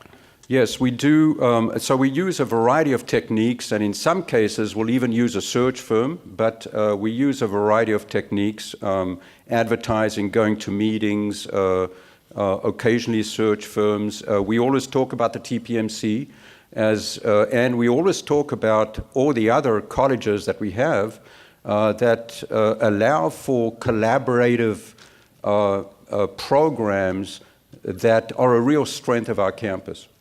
What do you think been the most successful, if you can say that, in making the sale and getting them to come to Missouri?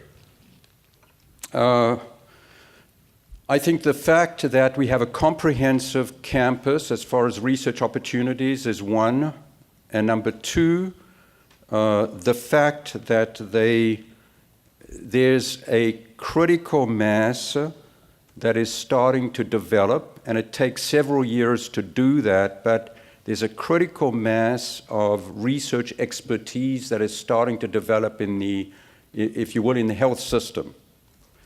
And I'll give you an example. We've recruited 5 new chairs over the last several years.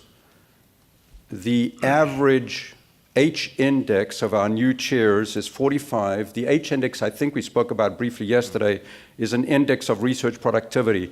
That's much higher than the corresponding chairs at KU or even UTMB, and is not all that much lower than WashU. So we're targeting very high quality folks, and we're starting to get a critical mass, and it's getting noticed. Patrick, one thing that I would add to that is that when we've been recruiting recently, a number of those recruits are actually collaborations across multiple schools. So you may want to talk about the fact, Yes. you know, with engineering, with... Yes. Yeah. I'm glad Chancellor Cartwright reminded us about that. These recruits, in multiple cases, are joint hires with vet med, engineering, CAFNR, and I think that is something that is really unique to the way multiple schools are recruiting across campus. And that's an attraction, too, for faculty coming in. So developing and investing in existing faculty is extremely important. We saw a good example of a great success story, Dr. Manrique, a little earlier. And so we've got a variety of ways to do that. I won't go through each of these, but they're all quite important. Bridge funding, supplemental funding for training grants, etc. The COTA program is important. So this is extremely important. We have to do more than just recruit funded faculty. We have to support our promising faculty within the school. And we're doing that. The strategy of developing partnerships is very important. We partnered with WashU. One of the first decisions I had to make 3 years ago, or 3.5 years ago, was what to do with our CTSA efforts. The medical school and university had applied 5 times for a CTSA grant. These are large $20 million plus grants. I had put one in down in Louisiana, and we had gotten it in collaboration with other universities. And instead of putting in a 6th attempt, we actually partnered with WashU. It was successful. In fact, I can tell you that an example of that success would be that WashU has a K-12 training grant in reproductive biology. It's basically an NIH training grant that comes from NICHD. It is the only one in the country. It's a $5 million grant. Because of this partnership, Danny Schust, who's one of our investigators, has worked on this grant for the last several years. The PI is leaving WashU. That grant is being transferred to the School of Medicine, and we will be the PI on this grant, and that will happen before the end of this year. That is really something that puts the university and the medical school on the map because, again, there's only one of these awarded nationally. And now the University of Missouri is going to be the PI on that grant. We have partnerships with KU through the Greater Plains Collaborative. It's a P-Core net. We have industry partnerships that we're developing. AGH will announce soon an award of $5.4 million to one of our investigators, Dr. Raghu Kannan, in the area of nanotechnology. So these are areas that, this is a strategy that is important for us going forward. I'm going fast because I know there's a shortage of time. This is an area that I did want to spend a minute on. We're starting to get a critical mass of awards in Department of Defense space. For instance, we have Dr. Laquette, who just got a $4.2 million grant on TBI. Jim Stannard, obviously in biological joint replacement. Dr. Pulikat just submitted a $10 million grant to the DoD in the area of wound healing. I think thinking about the strategy for our university and then the other campuses going forward, we are doing some serious thinking about a consortium focused around military health, which would leverage collaborations, of course, with the VA, Leonard Wood, Army Hospital, Whiteman Air Force Base, but also the other campuses. And that's an early discussion that we've had internally. I've had a discussion with Vice Chancellor McIntosh about this, and we'll come back with more specifics on that. The next item on the right here is, again, a very important area of growth. Now, we need to grow clinical research expenditures, but we need to do more than just participate in clinical trials. We need to be the PI for an NIH-funded multi-center clinical trial. The University of Missouri-Columbia has never done that, to my knowledge, in its history. Well, how do you do that? Well, you have to recruit a successful trialist, that is somebody that has actually been PI on an NIH-funded multinational trial, or multi-center trial. We recruited Dr. Qureshi last year. Dr. Qureshi has put together a $20 million NIH-funded trial that has gone through 2 levels of approval. The first one being NINDS. You can't just submit a clinical trial in the same way you can a basic science. You've got to go to the NIH and say, we're interested in doing this trial. It's going to involve 100 centers around the United States. Are you interested?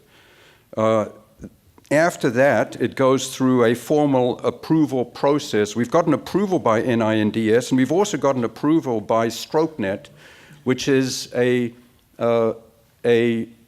program across 30 successful academic medical centers across the country that are used to recruiting trials in the area of stroke. So we need to, of course, go now to study section, but we're quite hopeful about this.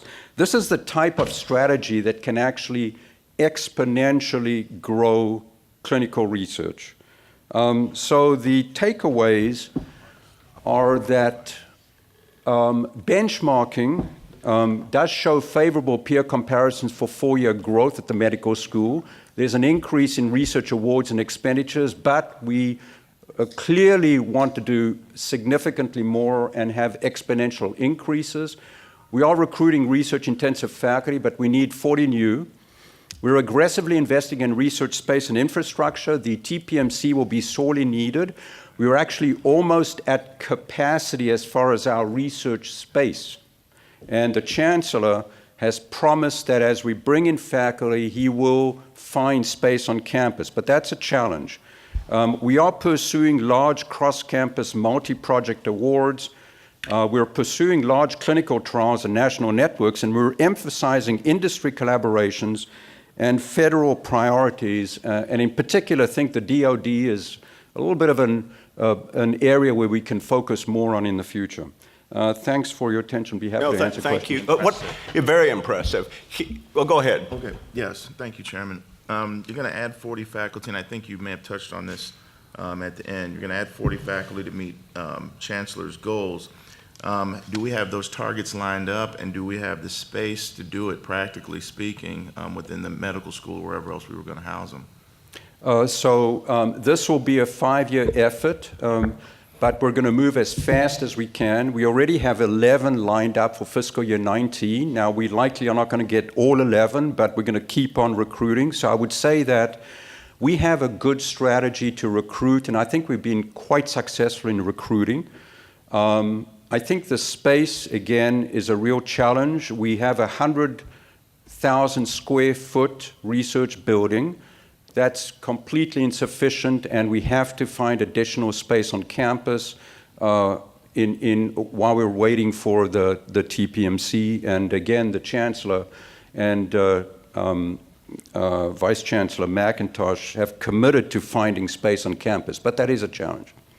What I'd like to do, did you have something else? What I'd like to do is move on to Dr. McIntosh. I hate to do this, Dr. McIntosh, could we get an abridged version, even just because we're running out of time? It's so that everybody understands.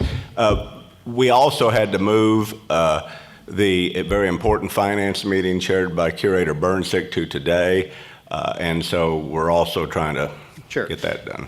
Thank you, Chairman Steelman and the board for allowing me to give you this update on the TPMC.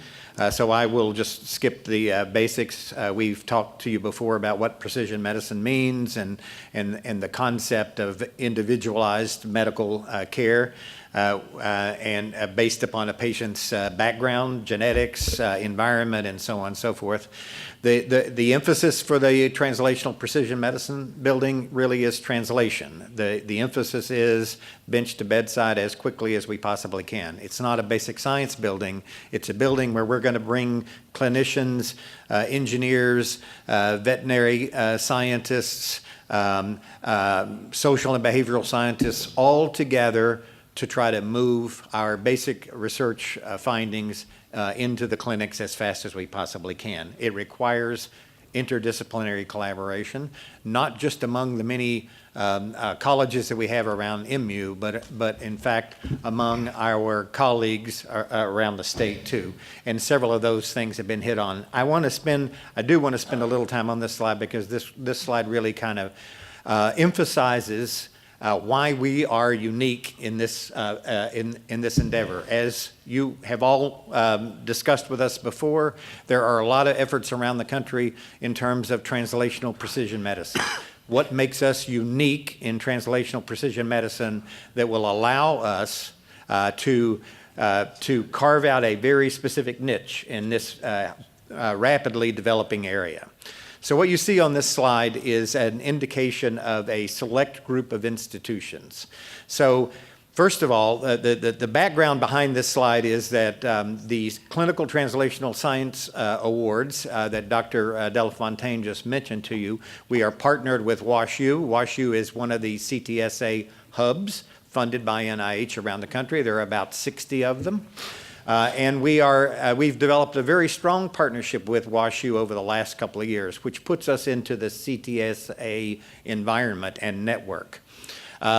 This slide depicts the only institutions among all the 60 CTSA institutions that have a veterinary college and a medical college on the same campus. Now, there are other CTSA institutions where they've reached out to veterinary colleges to try to gain partnerships. But these 7 institutions represent the only ones where a veterinary college and a medical college are on the same campus, and that's very important, right? All right. But there's a couple of other points I want to make here. Of these institutions, if you look at Minnesota and Pennsylvania, they've actually reached out to us because we have a unique capability on this campus that these other campuses don't have, and that's our ability to do gene editing in animals. Dr. Cartwright pointed out to you that we have a nationally funded swine center and a nationally funded rat and mouse center, unlike any other institution in the country. And so building animal models to study human diseases is a unique characteristic that we have that we can bring into the environment of translational precision medicine. The other thing that's not depicted on this slide, which I really want to emphasize, the CTSA partnership with WashU gives us tremendous access to the health communities in St. Louis. We have a strong partnership beginning to grow now with the Missouri Institute of Mental Health and UMSL investigators working on PTSD, suicide prevention, and other mental health disorders. And in the Kansas City area, obviously the relationship between the Kansas City health sciences industry and the animal health corridor will serve us very significantly in terms of how we develop our precision medicine capabilities. So what I think this slide shows you is that there's a limited number of institutions that can do what we can do from the point of view of veterinary medicine and medicine. In other words, looking at patients both on the animal side and the human side. And of those institutions, none of them have the very specific capabilities that we can bring to the table. And I didn't even mention the research reactor, which is another unique capability.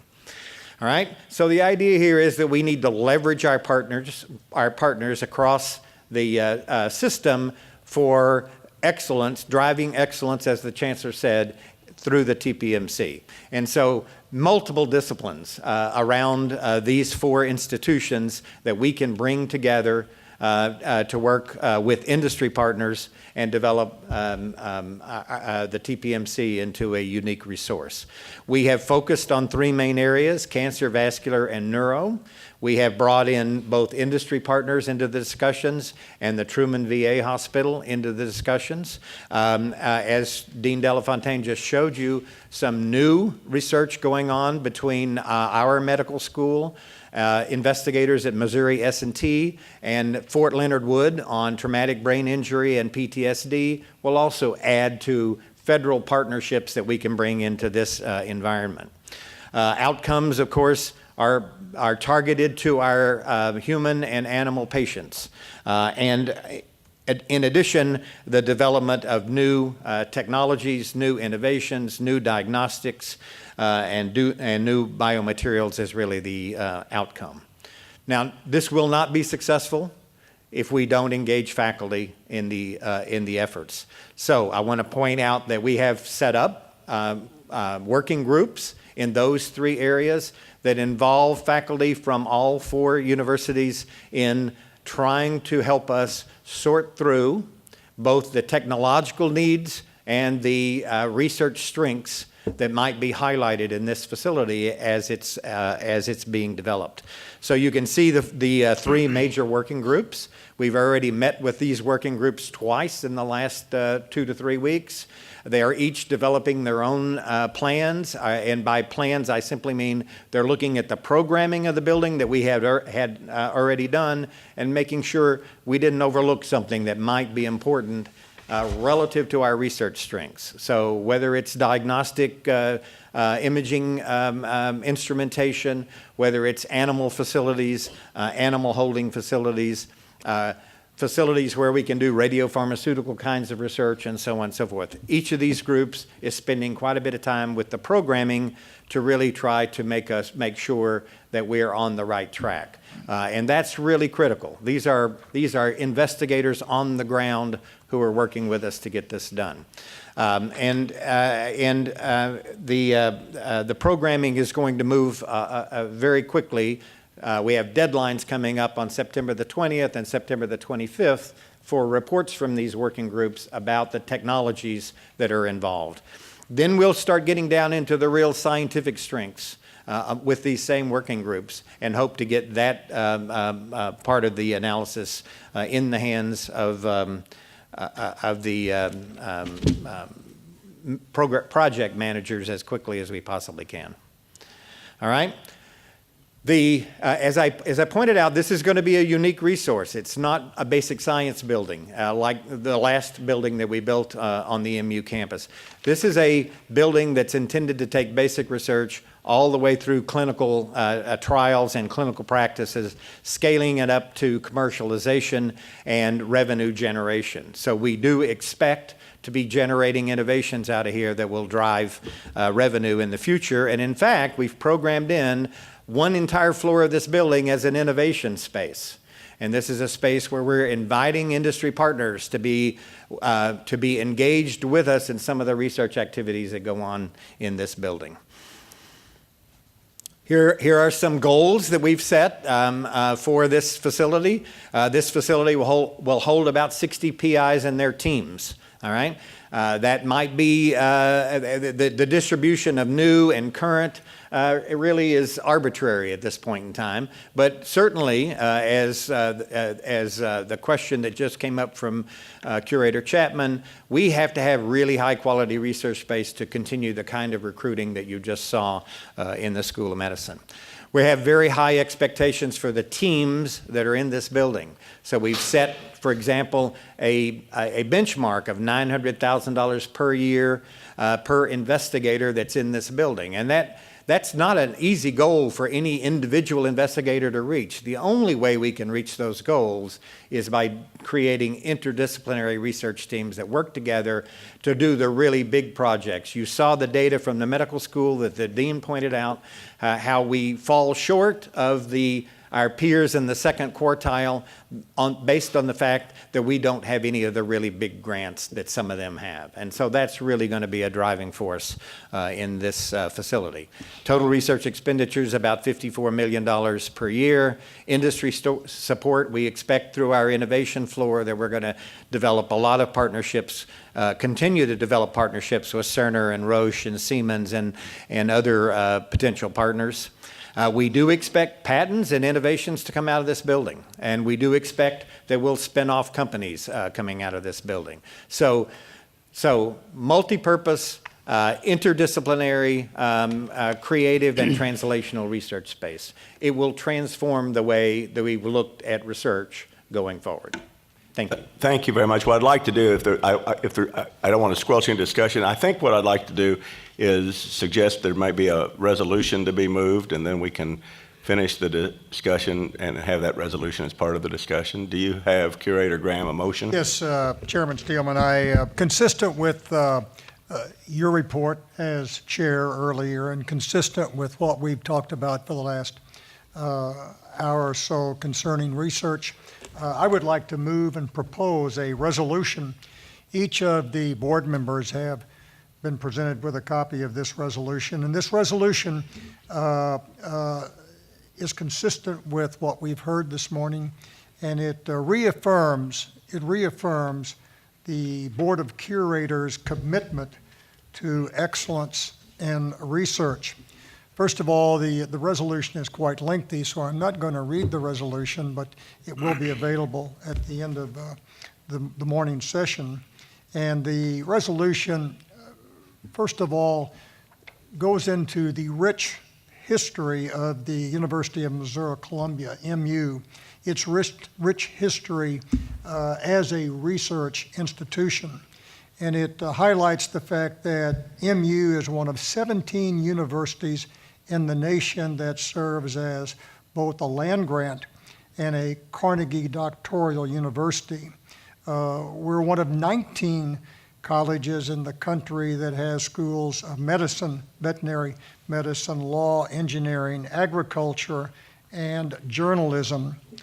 And it reaffirms also, much as we've talked about here this morning, the university's commitment to fostering excellent, broad-based, and high-quality interdisciplinary research with the extraordinary translational precision medicine complex to be located on the MU campus, the TPMC. And that we have, as we've said this morning, developed plans to continue the trajectory we've been on by doubling our competitively funded federal research over the next 5 years, and also doubling the memberships in national academies. And most importantly, this resolution points out that even though the TPMC is to be located on the Columbia campus, the resolution states explicitly that the Board of Curators expects mutually beneficial collaborations and partnerships among all 4 universities of the University of Missouri system, that's MU, UMKC, S&T, and the University of Missouri St. Louis, all important parts of this effort to increase our research.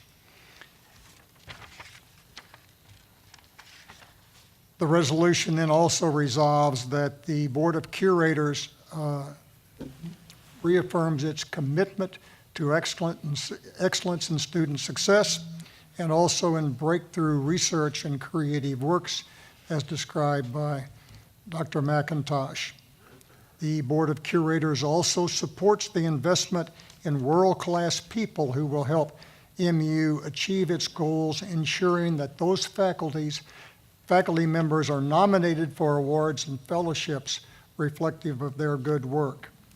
And at the end, we say that the Board of Curators directs the President of the University of Missouri System and the Chancellor of MU to take all reasonable and appropriate actions, including appropriate funding and reallocation of funding necessary to strengthen MU's standing as a leading comprehensive research intensive university, providing excellence in academic research and scholarship in undergraduate, graduate, and professional education. I move adoption of this resolution, and this resolution is prepared in such a manner that it will be signed by each of the curators. Do I have here a second? Mr. Chairman, I'd like to second the motion if I can then speak to the motion. You may. Before you do that, though, I would like to express my thanks to curators Graham, Chapman, and Phillips, who have worked hard on getting this resolution ready in a form that which the whole board can agree to it. I appreciate the way in which the board's come to that resolution.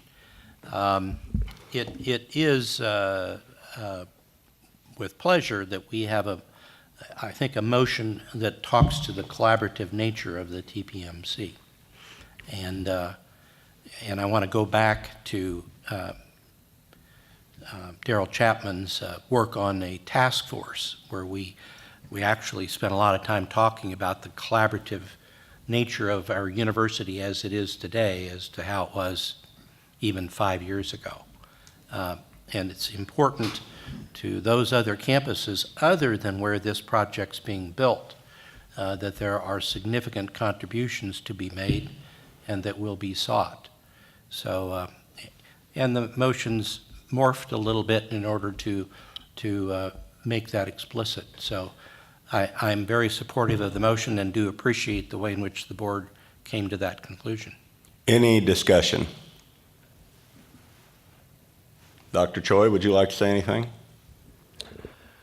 This is truly an important day for the University of Missouri system, for Mizzou, and all 4 universities. The discussions this morning talking about the importance of measures that define truly powerful research universities was to me very important, and to the chancellors as well. We truly appreciate the support from the board, but you've also made it very clear that there's going to be accountability. There are investments that we're making in the TPMC and PMI that was only made possible because we're not making investments in other critical areas.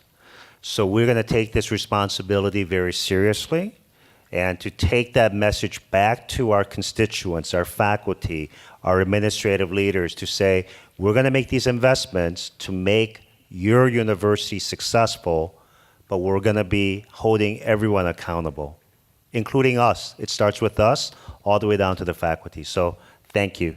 If there's no further discussions, everyone in favor, please signify by saying aye. Aye. All opposed? Any abstentions? The resolution has been passed. It will be signed by each curator individually and, of course, sent to other interested parties. Now,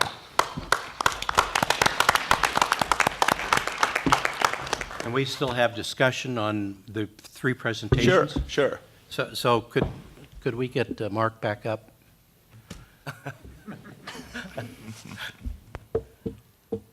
You had a slide toward the end that had, I think it had a circle and different steps. Do you remember which, like the second from the last, I think? There you go. Does Is it that show it? revenue? Yes, basic Yeah. research through clinical trials. Yeah, Yes. yeah. So I think this is I'm taking the time because I think it's an important issue for us to appreciate. About 5 years ago, when Hank Foley was, he was a research vice president, and then he was chancellor, he brought to us, the few members, maybe the 4 members on the board, a new way of approaching research. Brought it from Penn State, and he de-emphasized the historic practice, at least at this university, of looking at every proposal that was brought to us to see if there was a revenue opportunity, that we would get licenses or royalties, and that would be a primary revenue generator. And he said that's really not the way to do it. The best way to increase your research function is to approach it as a partnership with other research institutions and with industry. And we don't have very many Gatorades in the country, and we don't have very many yellow stickums. What is that, 3M? Or Zegared, which was a big payoff for us for the last few years, but it's gone now. Right. Or E-Verify, which actually is, I think, going to be generous to the university, but we didn't have a piece of the action as it was being developed here at UMKC. And so I hope we're not approaching this expecting that the TPMC is going to throw off a lot of revenue. One example that was used in a presentation that I saw was that we've been using our only one in the country major reactor at a university to do cancer development trials. And the thought was, if we could have gotten that researcher to give us a royalty, we might be rich. That's not going to happen very often, according to the model that we were introduced to and embraced. So as we talk about pro formas, I hope that we're not counting on getting rich with our commercializing the research. We've not been good at commercializing research except in a few instances. And I wanted the rest of the board to understand the journey that we've been on, and that when I see revenue out there, I thought I better say, you know, we're not doing this for revenue generation so much as we are for patient care, collaborating with partners, including industry and other research institutions, who will then become, hopefully, contributors, maybe philanthropy, and maybe occasionally on partnership. And if I'm wrong about that, you need to tell us, because at least the board, until recent changes, has been looking at this as we need to partner more, we need to collaborate, and good things will happen. We don't just look at people and say, well, can we have a piece of the action before the research is done, because they may not be as interested. Well, no, I agree with you 100%. The revenue that's going to be generated here are going to be from those innovations that are marketable and that we have corporate partners for. Really, what's going to drive the research is our clinical, translational expectations of what we do here. It's about patient care. It's about animal and human health. That's what we're driving. Some of those innovations are going to be commercializable, and we have to be very versatile and agile about how we commercialize those things that are possible.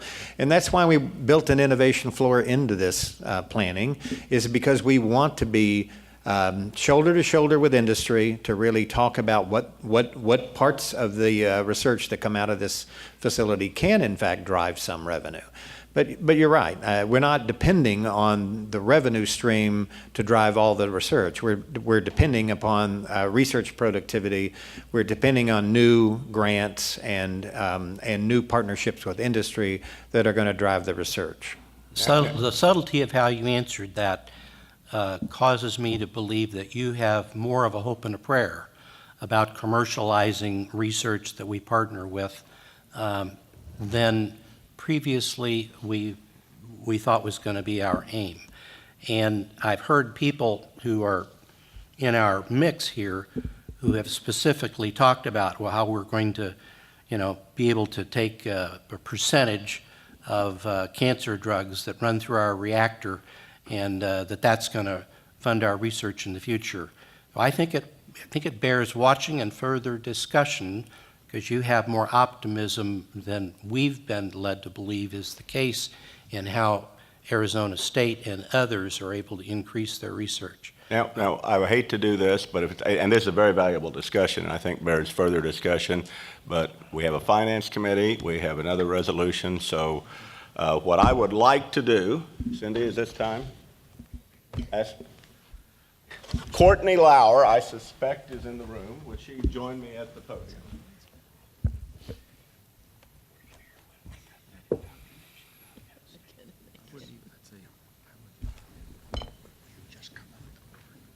Courtney, of course, was the student curator for quite some time. I have got to know her pretty well over the last few years. Courtney, before we have a resolution, before we read that, though, would you introduce, you have members of your family here, don't you? Of course. Yes. You'll have to get close to that. All right, so the woman with the camera filming me is my mom, of course. And then my aunt is in her red Friday outfit, waving. And then to her right is my grandfather, Papa. He also goes by Bob. To his right is my grandmother, Ma. She goes by Sherry. And then Sam. Sam who? Ah. That, of course, is my son, Sam. Do you have a resolution prepared, and would you read it for us? I'd be happy to. Whereas Courtney Lauer served with distinction as the student representative to the Board of Curators from July 28th, 2017 until July 27th, 2018. And whereas during her term, she effectively and professionally represented the diverse interests and priorities of students from all 4 universities of the University of Missouri system. And whereas she was committed and engaged while working with the board, as she advocated for students, constantly maintaining a positive attitude, actively listening, and offering incisive opinions. And whereas while addressing the committees or the Board of Curators as a whole, she was an eloquent and articulate spokesperson who called attention to student issues and perspectives. And whereas the board held Courtney in very high esteem, as witnessed by Curator Maurice Graham, who stated, "Courtney's incredible preparation and dedication to the interest of our students helped us make the right decision countless times. Our board was more informed and better prepared because of her presence and contributions." And Chair David Steelman stated, "Courtney was also dogged in her determination to present the student perspective, and that made her insights invaluable. The board was fortunate to have her at the table, and I am grateful to know her." And whereas during her service on the Board of Curators, Courtney completed her Master of Laws degree in dispute resolution. During this time, she also worked in the Missouri Attorney General's office and later accepted a position as an associate with Hush Blackwell in the Commercial Litigation and Labor and Employment Departments in Kansas City. And whereas one of Courtney's key accomplishments was facilitating the Intercampus Student Council's efforts to increase awareness and prevention efforts surrounding sexual violence on college campuses, culminating in the board's pledging its support for the efforts of It's On Us and It's On Us Mizzou.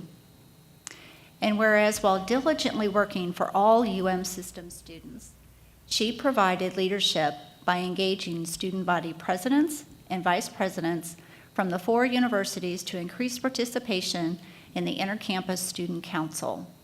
As chair of ISC, Courtney made a concerted effort to ensure that the ideas and efforts of the group and student governments were discussed and clearly presented to leadership and the board. And whereas Courtney was the first student representative to deliver a report to the board at each regular meeting regarding student matters and highlights from each university. Now, therefore, be it resolved that the Board of Curators, on behalf of the students, faculty, staff, and alumni of the University of Missouri System, and on behalf of the citizens of the state of Missouri, does hereby adopt this resolution in appreciation of the dedicated and devoted service of Courtney Lauer. And be it further resolved that the Secretary of the Board of Curators cause this resolution to be spread upon the minutes of this meeting, and a duly inscribed copy thereof be furnished to Courtney Lauer. Now, Courtney, before I give you a copy of this is your last chance to say anything. Well, so I've said about 3 goodbye speeches, so I won't do that here. I also worked really hard not to cry this time, and so I think that's my last accomplishment at a Board of Curator meeting. But I do want to say thank you so much for everything, like I know I've said a few times. I'm very, very fortunate to have been a part of such a great board, one that has a lot of drive towards excellence and wants that for the system, and thank you.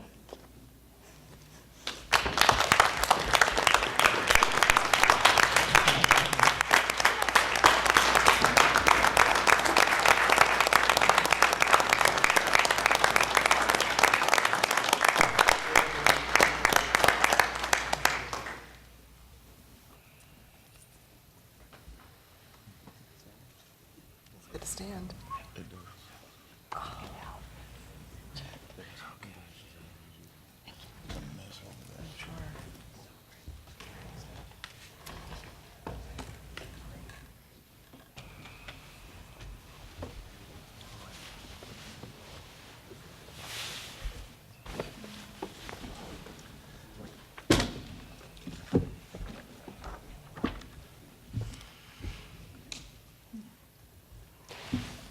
Now, if there is, before I ask if there's any more for the good and welfare of the board, we're going to try, because again, time constraints are so tight. I will yield the chair when this is done to Curator Burnsick, who is the chair of the Finance Committee. What we're going to try to do while we do our usual press conference, if you can get everybody a break, and then you will find out how hard it is to get everybody in the same room, begin the finance meeting, which is an important one where we have to approve 5-year capital plans. We do have an important executive session that we have to get done too. So is there anything more for the good and welfare of the board? Do I hear a motion to adjourn the public session of the University of Missouri Board of Curators? Do I hear a second? All in favor? Aye. All opposed? Any abstentions? The public meeting is adjourned. We'll do the press conference. Curator Burnsick, it's up to you however you want to handle it. When we're ready, we will start. And then what we'll do is we'll break and then start and then finish the finance. 11:15, we'll start with the Finance Committee meeting. No. So we're gonna, yeah, we shouldn't have broken the public session, right? I think we're going directly to the finance, right? Isn't that right, So- Cindy, Steve? Yeah, but isn't the Finance Committee meeting public? It's not. No, we're going to start this, do the press conference, then go to executive, and then finish this up. No, he would not have. Don't let him. So the public session of the whole board is done, right? It's not. Okay, never mind. The public session is not done. We're going to the Finance Committee meeting now. Yeah. Oh, so I see what you're saying. This is We- not part of public. We're going to go into executive session after we finish the press conferences and stuff. So you're just going to start. So we're just gonna be missing. And John, the you're chair. just going to try to knock some of these plans out so we can. Come back, there's no more general session. No, we've got an executive session, but that's not next. I think where we are, Not going to get you. I think the full board is still in session. Yeah. We're moving to the Finance Committee of the full board. And then when you're done with your press conference, we'll move to executive session.